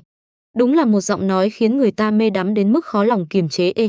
Người phụ nữ có dung mạo diễm lệ khẽ thở dài, một lần nữa nâng ly rượu lên, chất lỏng lạnh lẽo, cay nồng trôi xuống cổ họng, đè nén cảm giác mất mát mơ hồ trong lòng. Akai Shuichi, cô Gui, yeah, so với phụ nữ, có vẻ cậu còn được đàn ông yêu thích hơn đấy, Jin. Trong bóng tối vang lên một tiếng thì thầm gần như không thể nghe rõ. Kyoto vào tháng 4 đẹp đến mức không cần phải bàn cãi. Những cụm hoa anh đào lớn tụ lại trên ngọn cây như từng đám mây, nếu nhìn từ trên cao xuống, toàn bộ cố đô Kyoto dường như được bao phủ trong một màu hồng mộng ảo, khiến thành phố cổ kính này có thêm vài phần thanh xuân, dịu dàng của thiếu nữ. Không hổ là Kyoto, phong cảnh thật sự rất đẹp. Ran nhìn những cụm hoa anh đào màu hồng nở rộ dọc hai bên đường, không nhịn được lên tiếng cảm thán. Đúng vậy, đúng vậy. Sau khi làm việc thì quả nhiên nên ra ngoài thư giãn một chút mới phải. Từng nhóm phụ nữ mặc kimono xinh đẹp đi ngang qua. Mori Kogoro nhìn người này rồi lại nhìn người kia, hai mắt gần như không đủ dùng. Làm ơn đi, bình thường chú chỉ xem đua ngựa với chương trình của Okino Yoko. Chú còn nhớ công việc của mình là gì sao? Conan liếc Mori Kogoro, không nhịn được giật khóe miệng. Quán rượu. Tốt quá rồi. Mori Kogoro đang bận nhìn mỹ nữ đột nhiên phát hiện ven đường cách đó không xa có một quán rượu kiểu Nhật truyền thống. Ông mừng rỡ, nhấc chân chạy thẳng về phía đó. Tiếng gọi của Gian từ phía sau cũng không thể ngăn được tình yêu mãnh liệt của ông đối với rượu. Nhìn vị thám tử lừng danh đã hoàn toàn bị rượu câu mất hồn, Gian đứng tại chỗ dậm chân, thật tình, thích uống rượu đến thế, chẳng trách mẹ không chịu trở về. Ba cứ như vậy, con thật sự muốn đánh ba một trận. Ranichan, em muốn ăn kẹo que. Thấy cô bạn thanh mai trúc mã của mình sắp nổi giận, Conan vội vàng kéo tay áo Ran, ngước đôi mắt đầy mong đợi nhìn cô. Conan, chị cảm thấy gần đây em càng ngày càng đáng yêu đấy. Bị vẻ mặt kia làm cho mềm lòng, Ran đưa tay xoa đầu Conan, lập tức ném cơn tức giận lúc trước lên 9 tầng mây. Đi thôi, chị mua cho em muốn ăn vị gì? Conan bắt đầu bẻ ngón tay đếm, táo, chanh, cam, đào, Ăn nhiều quá sẽ đau răng đấy, chỉ được chọn 2 cái thôi. Ran giơ 2 ngón tay lên, ngăn Conan đang định kể hết toàn bộ hương vị. Vậy, vị cam và vị chanh đi. Conan bày ra vẻ mặt tủi thân, nhận lấy 2 cây kẹo que Ran đưa cho. Tôi vừa nhìn thấy gì vậy? Cậu đang làm nũng sao, Edogawa? Một giọng nữ lạnh nhạt vang lên. Conan lập tức quay đầu, Haibara. Tiến sĩ Agatha có thân hình tròn trịa và Haibara ai với gương mặt không chút biểu cảm đang đứng phía sau hai người. Có lẽ đây là lần đầu tiên tiến sĩ Agatha nhìn thấy Shinichi, người xưa nay vẫn nổi tiếng thông minh, lý trí, lại không chút xấu hổ quấn lấy người lớn đòi kẹo ăn, vì vậy biểu cảm trên mặt ông trở nên hơi vặn vẹo. Haibara ai bên cạnh thì không thay đổi sắc mặt, chỉ có ánh sáng trêu chọc lóe lên trong đôi mắt. Nguy rồi, lại để người phụ nữ độc miệng đen tối này nhìn thấy bộ dạng đó của cậu. Tiến sĩ Agatha, ai, hai người cũng tới sao? Ran vui vẻ chào hỏi khi nhìn thấy người quen, dù sao cũng đang trong kỳ nghỉ xuân. Nghe nói năm nay hoa anh đào ở Kyoto nở đặc biệt đẹp nên bác muốn đưa ai tới ngắm. Tiến sĩ Agatha lập tức khôi phục vẻ mặt bình thường, đưa tay sờ trán. Buổi tối chúng cháu định đến chùa Kiyomizu ngắm hoa anh đào đêm. Tiến sĩ Agatha và ai thì sao? Ran hỏi. Dù sao gặp được người quen trong lúc đi chơi cũng là một chuyện vô cùng bất ngờ và vui vẻ. À, bác và ai cũng định đến đó, hoa anh đào ở chùa Kiyomizu rất nổi tiếng mà. Tiến sĩ Agatha nói. Ran vui mừng mở to mắt, trùng hợp quá, chúng cháu đang ở một nhà trọ gần chùa Kiyomizu. Tiến sĩ Agatha và ai thì sao? Hai người lớn bắt đầu trò chuyện với nhau, Haibara ai và Conan nhìn nhau. Cậu cũng chịu rời khỏi phòng thí nghiệm sao? Conan trêu chọc, nếu để tiến sĩ đi một mình, bác ấy nhất định lại không kiểm soát được chế độ ăn uống, tớ phải đi theo giám sát. Haibara ai lạnh nhạt nói. Hơn nữa, tớ cũng cần thư giãn thích hợp, đúng là rất giống lời cậu sẽ nói. Conan đút hai tay vào túi, đột nhiên chạm phải cây kẹo que bên trong, liền lấy một cây ra. Ăn không? Haibara ai dùng ánh mắt như đang nhìn kẻ ngốc nhìn cậu. Conan hừ một tiếng, bóc vỏ kẹo rồi nhét vào miệng mình. Không ăn thì thôi, càng ngày càng trẻ con. Haibara ai không nhịn được lắc đầu.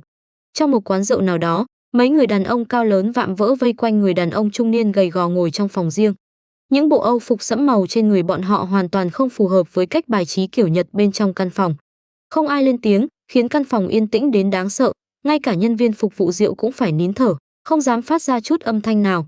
Không biết qua bao lâu, bên ngoài vang lên giọng nói nhỏ của nhân viên phục vụ, khách của ngài đã tới. Cửa phòng được kéo sang một bên. Một người đàn ông mặc áo khoác dài màu đen bước vào, mái tóc dài màu bạch kim đặc biệt bắt mắt. Cuối cùng ngài cũng tới rồi, Jin-san. Người đàn ông trung niên vội vàng bước lên nghênh đón. Jin nhìn quanh căn phòng, xác định không có vật gì đáng ngờ rồi mới nhìn về phía người đàn ông kia. Tại sao lại chọn địa điểm ở đây? Tôi cho rằng ngài sẽ thích. Người đàn ông tự tay rót rượu vào chén trước mặt Jin. Đã tới Kyoto, sao có thể không thưởng thức hoa anh đào ở đây? Tôi đã đặc biệt chọn cho ngài vị trí đẹp nhất. Bên kia sông chính là chùa Kiyomizu, từ đây nhìn sang. Không cần, Jin ngắt lời người đàn ông. Giao đồ ra đây, sau đó ông có thể đi. Jin-san, sau khi giao đồ cho ngài, tôi còn có thể rời đi sao? Người đàn ông nâng chén rượu đã rót đầy, định đưa về phía Jin. Ông cũng khá hiểu rõ tình cảnh của mình đấy. Độ cong bên môi Jin lạnh lẽo, tàn nhẫn, không hổ là kẻ có thể xoay sở giữa nhiều quốc gia. Nhưng tôi khuyên ông tốt nhất nên giúp tôi tiết kiệm chút công sức. Conan đang ngắm hoa anh đào đêm trên một lầu các trong chùa Kiyomizu. Ánh mắt cậu vô thức lướt qua quán rượu bên kia sông. Khi nhìn thấy một căn phòng nào đó, cậu không nhịn được cau mày, giơ tay điều chỉnh kính rồi nhìn sang kỹ hơn. Đó là, trong phòng, một bên là người đàn ông trung niên được một đám vệ sĩ vây quanh, người đứng đối diện bọn họ chỉ có một mình. Người đó, Jin. Nhìn mái tóc dài màu bạch kim cùng chiếc áo khoác đen quen thuộc, Conan cau mày. Tên đó đang làm gì ở đây? Cậu tiếp tục điều chỉnh kính để phóng to hình ảnh, chăm chú nhìn gương mặt lạnh lùng của Jin, cố gắng phân biệt khẩu hình của người đàn ông, hiểu rõ tình cảnh của mình. Các quốc gia, tiết kiệm công sức, có ý gì? Tên này lại đang tiến hành giao dịch gì sao? Bớt nói nhảm. Con chip. Một tiếng nổ lớn vang lên. Trong nháy mắt, toàn bộ tầm nhìn của Conan bị ngọn lửa ngút trời bao phủ. Gin, làm sao vậy? Xảy ra chuyện gì? Mori Kogoro chen qua đám người đang sững sờ vì tiếng nổ đột ngột, đi tới chỗ Conan, vươn cổ nhìn về phía bên kia sông. Tiến sĩ Agatha dẫn theo Ran và Haibara ai cũng nhanh chóng chạy tới. Không biết nữa, chỉ nghe thấy một tiếng nổ rất lớn, sau đó bên kia bốc cháy. Một du khách bên cạnh trả lời. Vị trí đó hình như là một quán rượu. Thật tình, sao lại xảy ra chuyện như vậy chứ? Edogawa.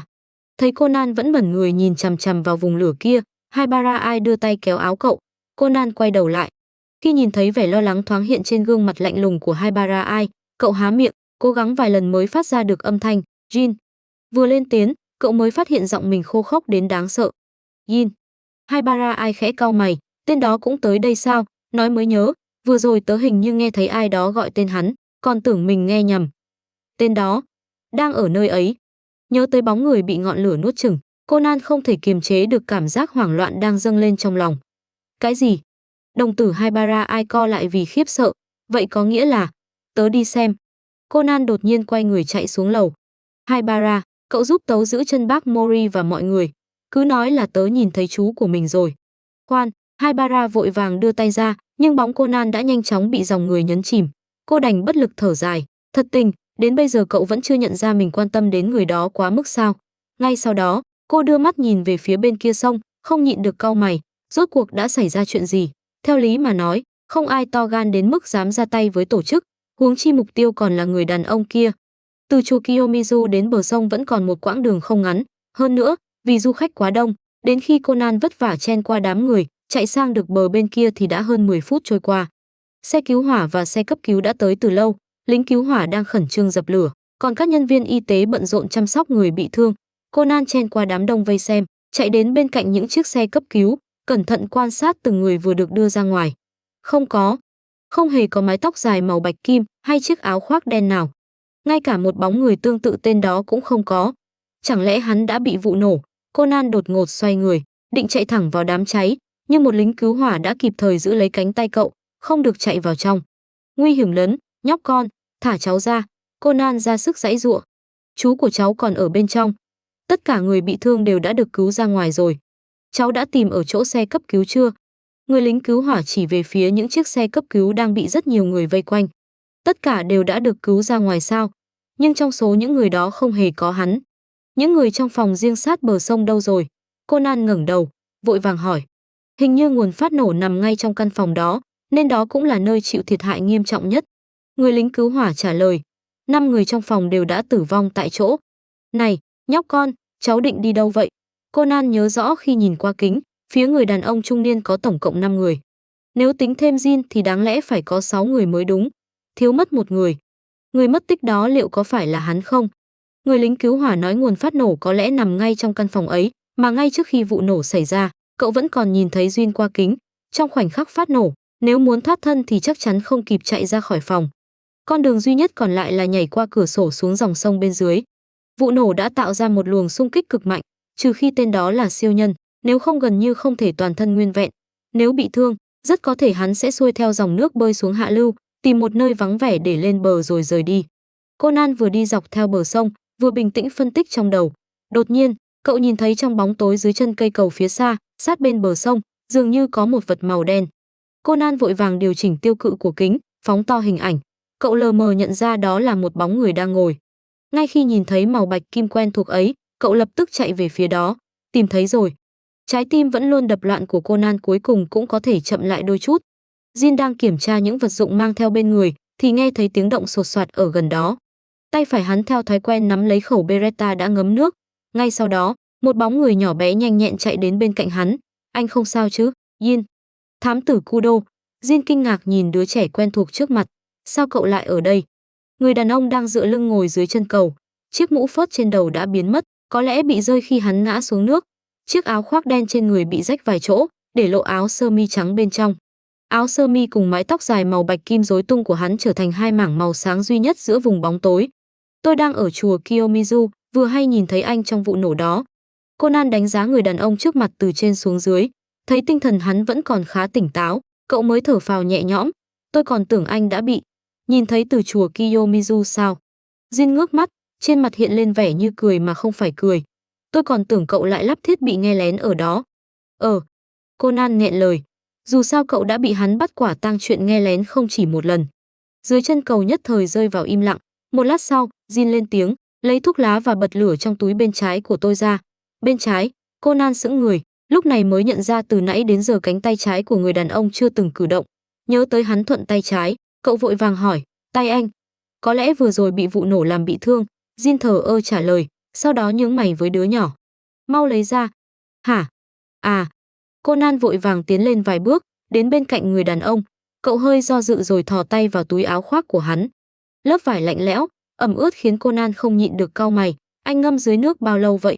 Thuốc lá chắc chắn đã ướt hết rồi. Vừa nói, cậu vừa móc ra một nhúm giấy nhão nhoét vẫn còn nhỏ nước, tỏa ra mùi thuốc lá. Thôi, vứt đi.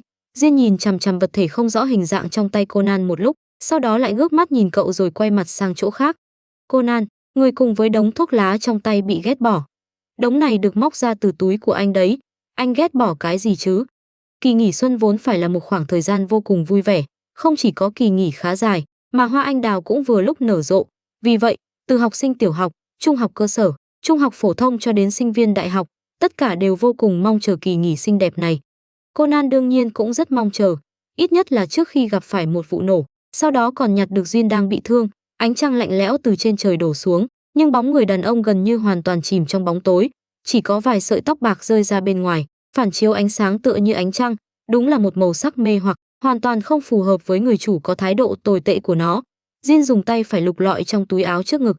Một lát sau, hắn lấy ra một tấm thẻ rồi ném xuống trước mặt đứa nhỏ, đi mua thuốc lá. Suy nghĩ một chút, hắn lại bổ sung, loại GILOSES. Conan tức đến bật cười, anh cũng không nhìn xem đây là đâu. Xung quanh đến một bóng người cũng không có, anh tưởng đây là trung tâm thương mại cao cấp, chỗ nào cũng có thể quẹt thẻ sao? Cho dù thật sự có chỗ quẹt thẻ, người ta sẽ bán thuốc lá cho một đứa trẻ 7 tuổi chắc. Trí thông minh của anh bị nước cuốn đi rồi à? Bất ngờ bị quát trong một trận, Duyên sững lại trong chốc lát, hắn nhìn chằm chằm đứa trẻ trước mặt, chậm rãi nheo mắt. Sau khi trút hết sự bực bội, Conan bình tĩnh lại và buộc phải đối mặt với một sự thật vô cùng thê thảm. Cậu vừa quát Jin, thật sự quát hắn. Nhìn đứa nhỏ trước mặt lập tức mất sạch khí thế, ngoan ngoãn thu móng vuốt lại. Duyên nhướng mày, cậu đúng là to gan đấy, thám tử Kudo. Cái đó, Conan ngẩng đầu nhìn trời, nhất quyết không nhìn người đàn ông trước mặt. Chỉ là nhất thời sốt ruột thôi, nhất thời sốt ruột. Cái gì cũng được, mau nghĩ ra cách chuyển sự chú ý của tên này đi. Bị hắn nhìn chằm chằm như vậy, từng phút từng giây cậu đều muốn quay đầu bỏ chạy. Khoan đã, Conan vô thức thò tay vào túi áo. Đầu ngón tay chạm phải một vật tròn tròn khiến cậu lập tức hoàn hồn. Cậu nhanh chóng lấy cây kẹo que trước đó tiện tay nhét vào túi ra, bóc lớp giấy gói rồi. Nhân lúc người đàn ông còn đang định nói gì đó, dùng tốc độ sét đánh không kịp bưng tay nhét thẳng vào miệng hắn. Sau đó, cả thế giới lập tức yên tĩnh, hơi thở ấm áp phả lên bàn tay vẫn chưa kịp rút khỏi que kẹo. Conan lập tức buông tay, cho anh ăn đấy. Trong khoang miệng Jin tràn ngập vị chua ngọt mãnh liệt đến mức không thể phớt lờ, còn mang theo hương chanh thanh mát. Ánh mắt hắn chậm rãi hạ xuống, nhìn que nhựa màu trắng nối với viên kẹo đang biến mất trong miệng mình. Tư duy của Jin đình trệ trong giây lát, cuối cùng cũng ý thức được tên nhóc trước mặt vừa làm gì.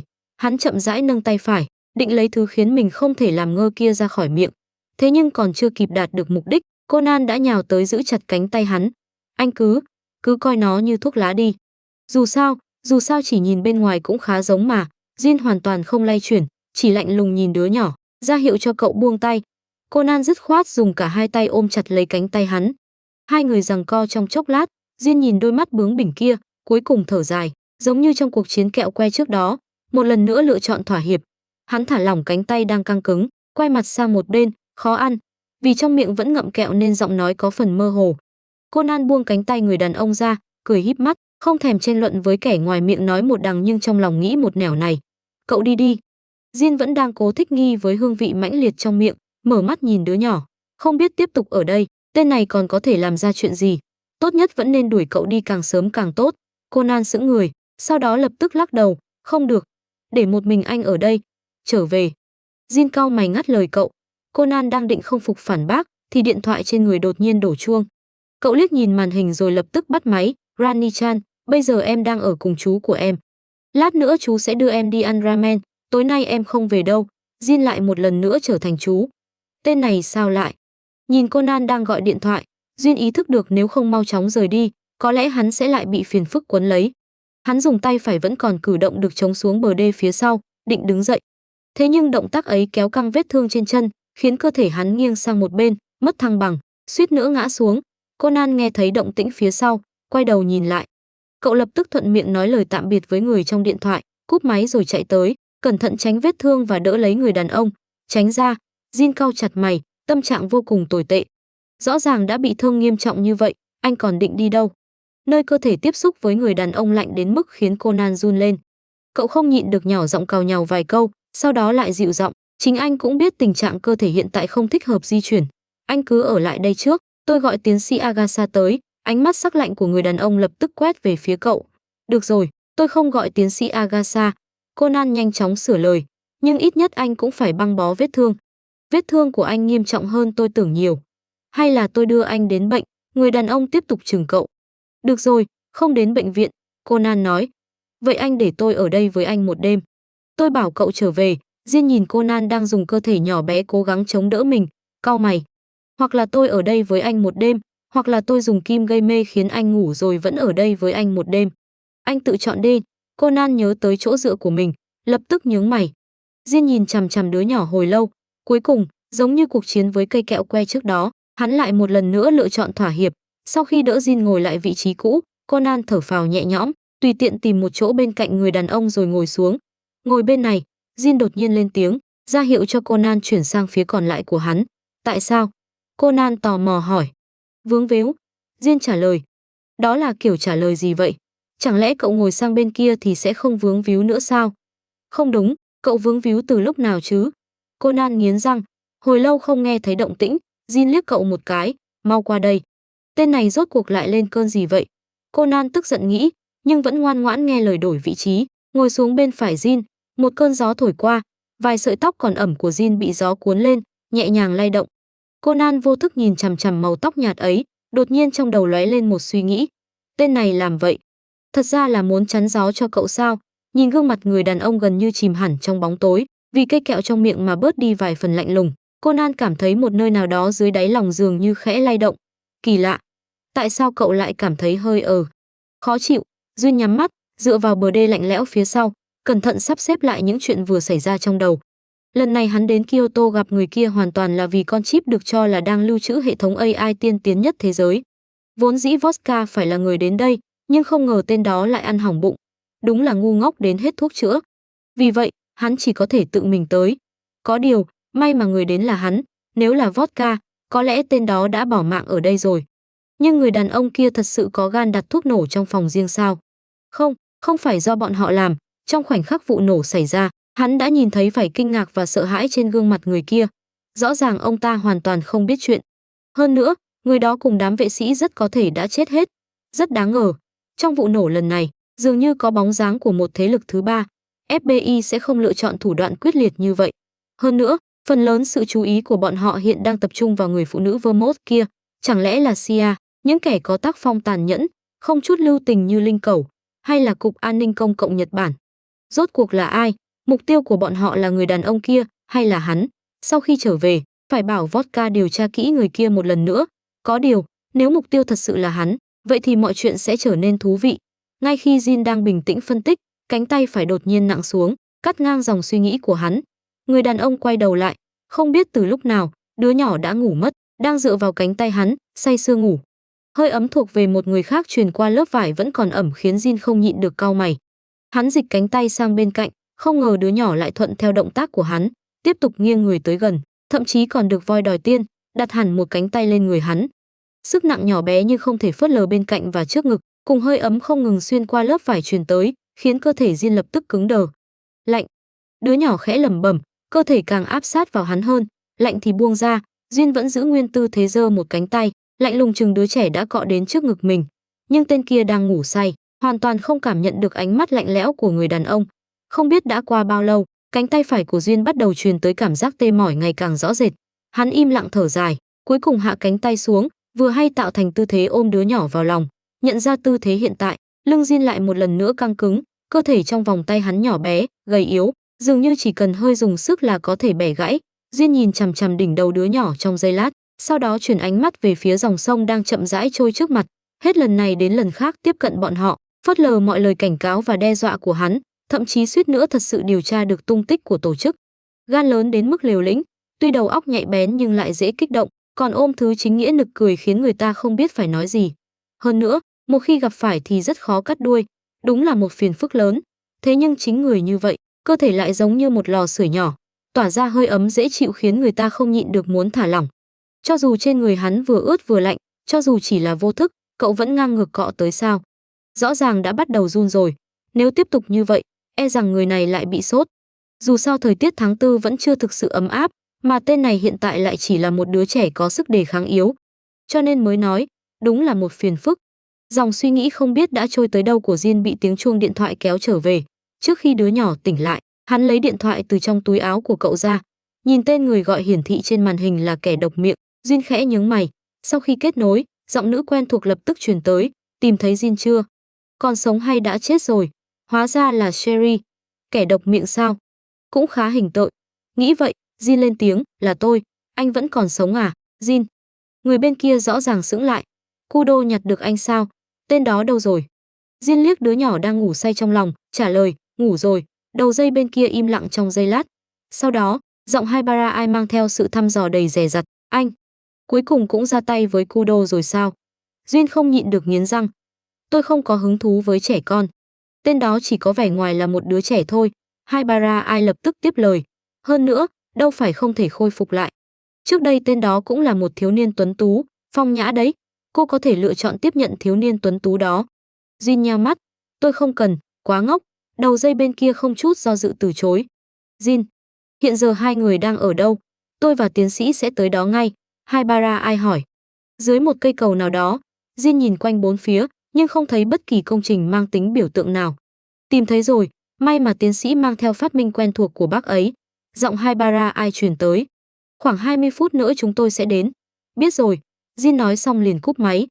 Sau đó, hắn cúi đầu nhìn đứa nhỏ vẫn đang ngủ say trong lòng, không biết đang suy nghĩ điều gì. Khi tiến sĩ Agasa và Haibara ai chạy tới, họ chỉ nhìn thấy đứa nhỏ đang ngủ say dưới chân cầu, trên người được bọc trong một chiếc áo khoác đen. Chủ nhân của chiếc áo đã không còn tung tích. Chắc hắn đã rời đi rồi. Tên đó sẽ không dễ dàng để người khác tiếp cận mình đâu. Haibara ai nhìn tiến sĩ Agasa đang buồn bã, tiếc nuối vì không được gặp Jin, bất lực thở dài. Thật ra trước khi đến, cô đã đoán được kết quả này. Tên đó gần như luôn cảnh giác với toàn nhân loại.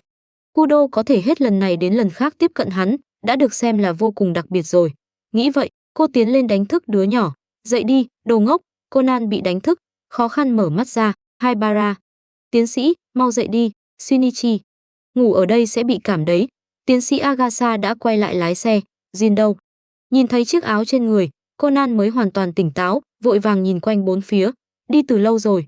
Haibara ai khoanh hai tay trước ngực, lạnh nhạt nói. Tên khốn lén lút bỏ đi đó. Conan nghiến răng. Đi thôi, trời sắp sáng rồi. Haibara ai nói xong liền xoay người rời đi. Conan đứng tại chỗ một lát, ôm chiếc áo Jin để lại rồi đi theo phía sau cô.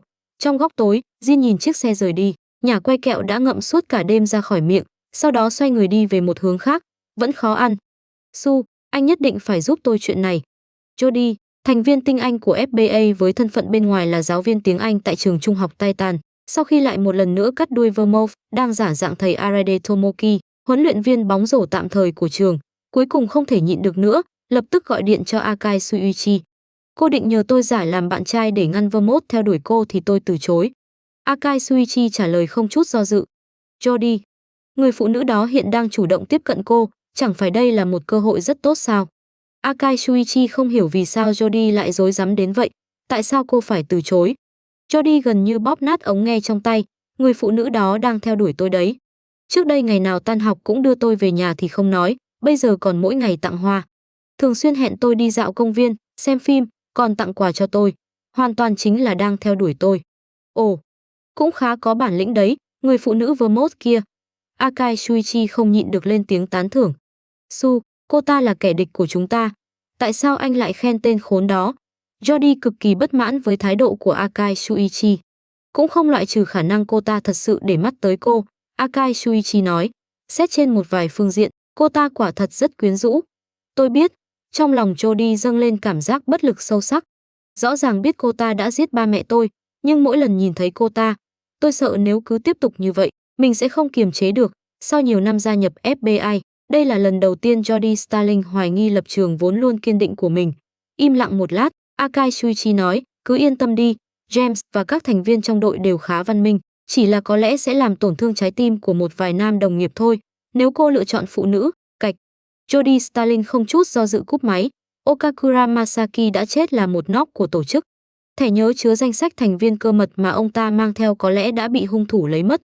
Irish, tìm hung thủ, lấy lại thẻ nhớ. Vermouth sẽ giúp cậu trà trộn vào đội điều tra của cảnh sát Nhật Bản. Trong điện thoại, giọng nam trầm thấp ra lệnh. Tôi biết rồi, Jin. Trong căn phòng mờ tối, ảnh của một ông lão xuất hiện trên màn hình máy tính. Dòng chữ màu đỏ tươi đã tử vong trên bức ảnh đặc biệt chói mắt. Irish, cách cầm súng của cháu không đúng. Phương pháp chính xác phải là thế này. Quả nhiên bắn trúng rồi, cảm ơn chú, Pisco. Không cần cảm ơn, chỉ cần luyện tập nhiều hơn, khả năng bắn súng của cháu sẽ ngày càng tiến bộ. Cháu biết rồi, chú Pisco, Cháu sẽ không khiến chú thất vọng. Người đàn ông ngồi trước máy tính siết chặt nắm tay. Đáng chết, tôi tuyệt đối sẽ không bỏ qua cho anh. Jin.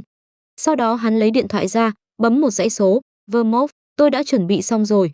Chúng ta gặp nhau ở đâu? Đưa đây. Trong nhà tiến sĩ Agatha, Haibara đưa một tay ra trước mặt đứa nhỏ. Không. Conan hoảng hốt bịt chặt túi áo, thề chết bảo vệ, tuyệt đối không thỏa hiệp. Tớ chỉ nhìn một chút thôi. Haibara chăm chú nhìn đứa nhỏ trước mặt. Bên trong không phải có thứ gì không thể để người khác nhìn thấy đấy chứ? Không có, tuyệt đối không có. Conan lắc đầu như chống bỏi. Vậy thì lấy ra cho tớ xem, Haibara nói.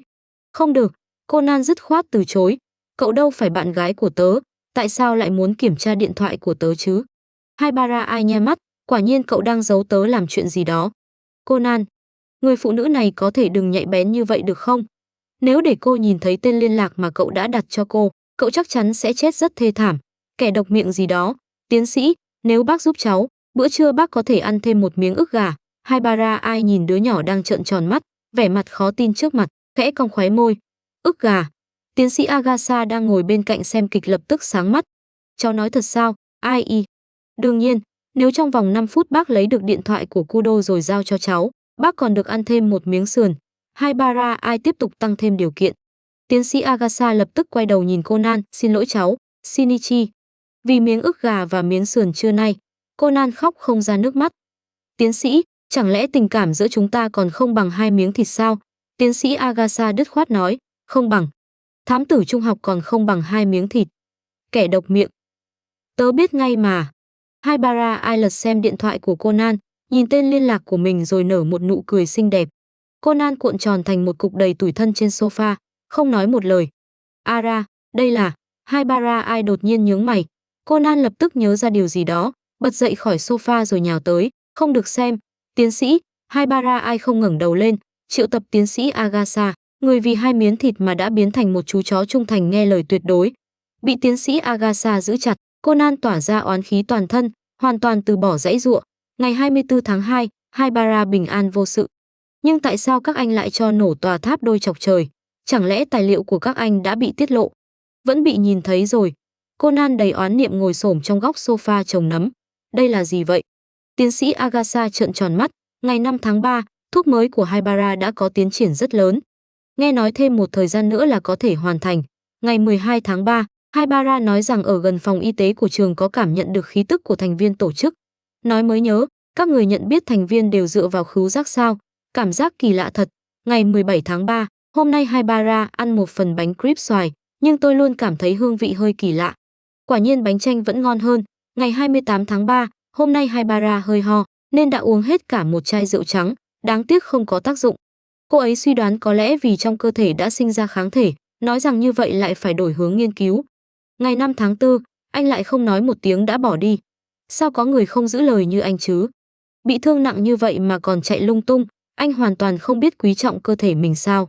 Ngày 13 tháng 4, anh còn sống không? Ngày 20 tháng 4, Gian lại quen một người đàn ông sống gần đây. Tên tóc mái mì ăn liền đáng ghét đó, Gian còn gọi hắn là Akai-san. Ngày 2 tháng 5, được rồi, đừng đọc nữa. Conan vừa xấu hổ vừa tức giận, đưa tay che mặt. Này, cậu đang viết nhật ký rồi gửi cho Jin để hắn phê duyệt sao? Haibara giơ chiếc điện thoại trong tay lên, nhướng mày. Rốt cuộc trong lúc bọn tớ không biết, cậu đã móc nối với tên đó từ khi nào? Móc nối cái gì chứ? Conan tức giận nói. Tên đó có trả lời lấy một tin đâu. Tớ còn tưởng đây là số điện thoại không còn sử dụng ủ. Có lẽ bị chặn rồi. Haibara lạnh nhạt bổ sung. Conan chừng cô một cái. Tên đó vốn có tính cách như vậy. Tin nhắn đọc xong sẽ xóa, căn bản không trả lời. Haibara nói. Dù sao điện thoại của hắn cũng được xem là vật chứa thông tin cơ mật. Mặc dù tớ đoán có lẽ hắn chỉ đơn thuần là lười trả lời. Sao cậu biết rõ như vậy? Conan hỏi. Chị tớ từng nói, trước đây chị ấy vô tình nhìn thấy điện thoại của hắn, hộp thư đến sạch không còn một tin nào.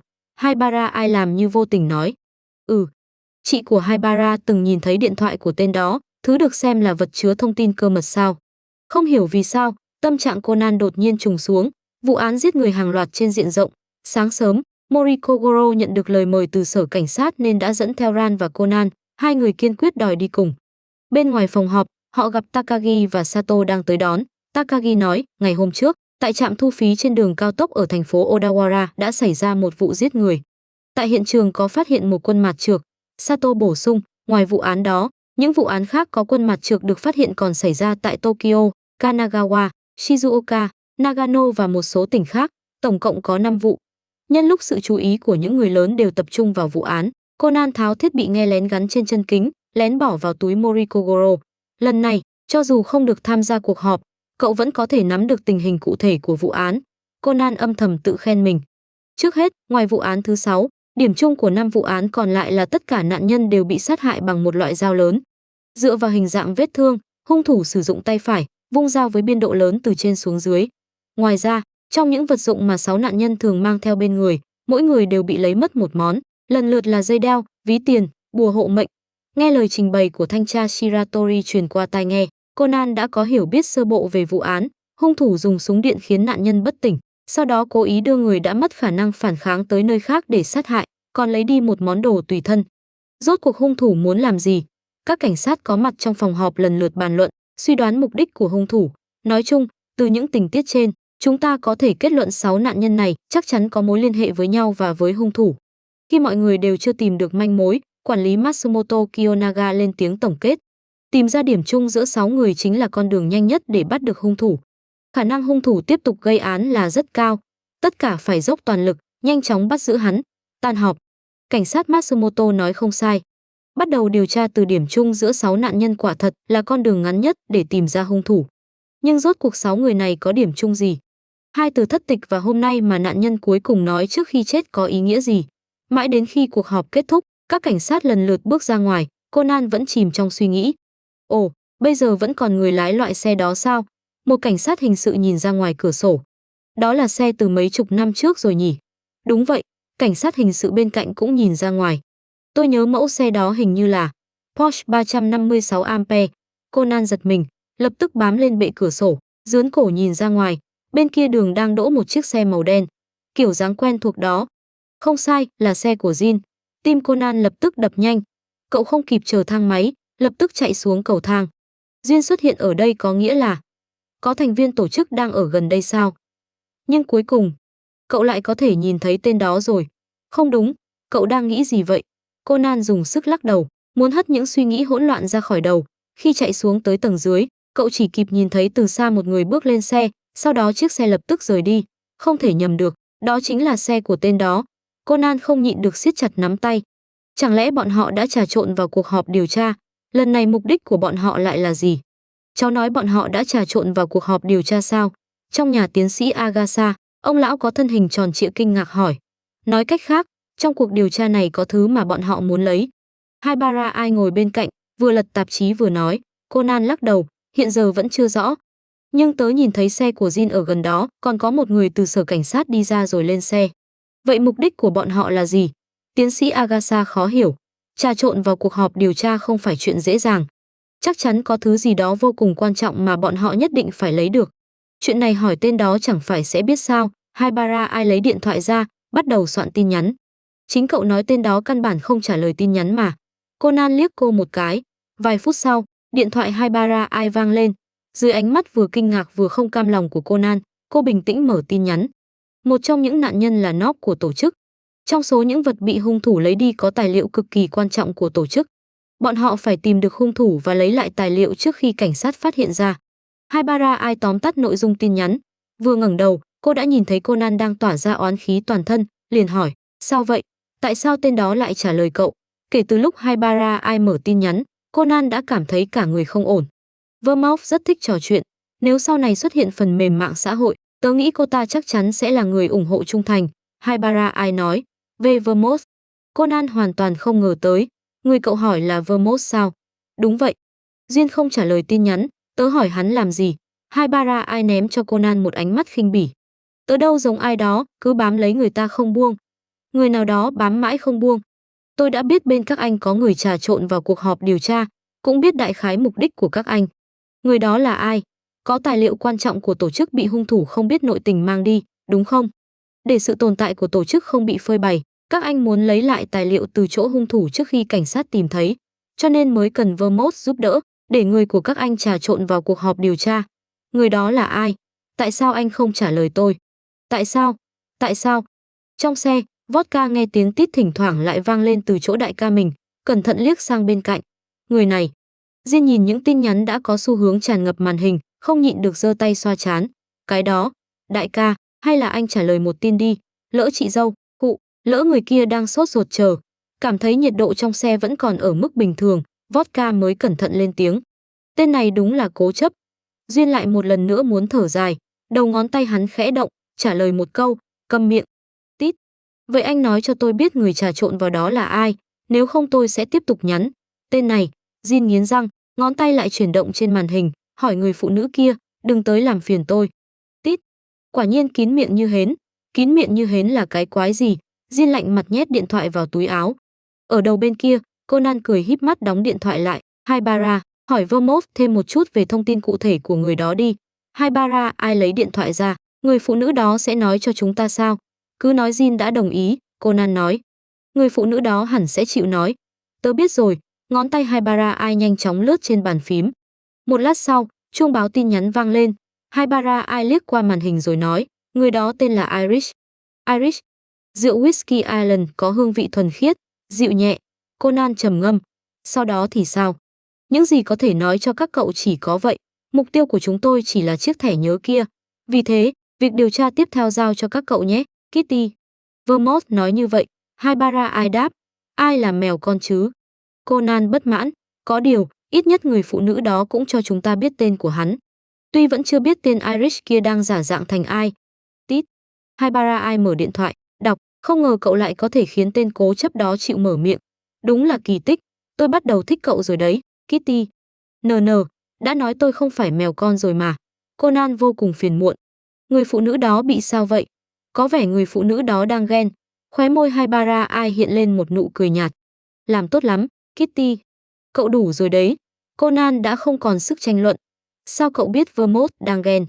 Trực giác của phụ nữ. Bởi vì tớ luôn cảm thấy người phụ nữ đó có tình cảm đặc biệt với Jin. Haibara ai xoay người đi về phía tầng hầm.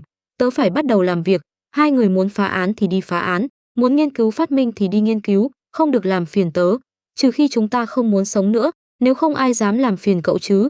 Conan nhỏ giọng lẩm bẩm. Tiến sĩ Agatha bên cạnh đồng cảm gật đầu. Đê đại ca. Thấy Jin nhét điện thoại vào túi áo rồi nhìn ra ngoài cửa sổ. Không biết đang suy nghĩ điều gì. Vodka do dự một lát. Cuối cùng vẫn không nhịn được lên tiếng. Jin liếc Vodka đang muốn nói lại thôi. Muốn nói gì? Thấy thái độ của đại ca vẫn tương đối ôn hòa. Vodka lấy hết can đảm. Vậy em nói nhé. Đại ca, anh với chị dâu, với người phụ nữ của anh đang cãi nhau sao? Jin sững lại. Hả? Trí tưởng tượng của tên này lại bay đến đâu rồi? Vừa rồi điện thoại của anh cứ vang liên tục. Hơn nữa gần đây anh thường xuyên nhận được tin nhắn. Em còn nghĩ mình sắp có chị dâu. Vodka nhếch miệng cười. Chân mày Jin khẽ giật. Vodka hoàn toàn không phát hiện. Đem những lời đã nhịn suốt một lúc lâu nói hết trong một hơi. Nhưng anh chỉ đọc mà không trả lời. Nên em đoán giữa hai người có mâu thuẫn gì đó. Mặc dù em là người ngoài, không tiện xen vào. Nhưng phụ nữ vẫn phải dỗ dành. Đại ca lạnh nhạt như vậy, chị dâu sẽ đau lòng lắm. Có vẻ cậu lại muốn đến Kenya rồi, Vodka. Jin lạnh lùng nói. Vodka lập tức im bặt. Đừng cả ngày suy nghĩ lung tung, vốn đã ngu ngốc rồi. Jin hừ lạnh. Nếu còn không quản được đầu óc của mình, tôi sẽ giúp cậu lấy nó ra. Đại ca, em sai rồi. Sau này em không bao giờ xen vào chuyện riêng của anh nữa. Đừng lấy đầu óc của em ra mà, đại ca. Lúc này, Vodka chỉ muốn ôm chân Jin khóc lóc thảm thiết để thể hiện lòng hối hận. Đúng là ngu ngốc. Jin nhìn người đàn ông cao lớn vạm vỡ trước mặt, dường như chỉ cần hắn nói thêm một câu nặng lời là sẽ lập tức khóc lên, giơ tay day thái dương, cầm miệng. Vâng. Vodka mím môi, ngoan ngoãn im lặng.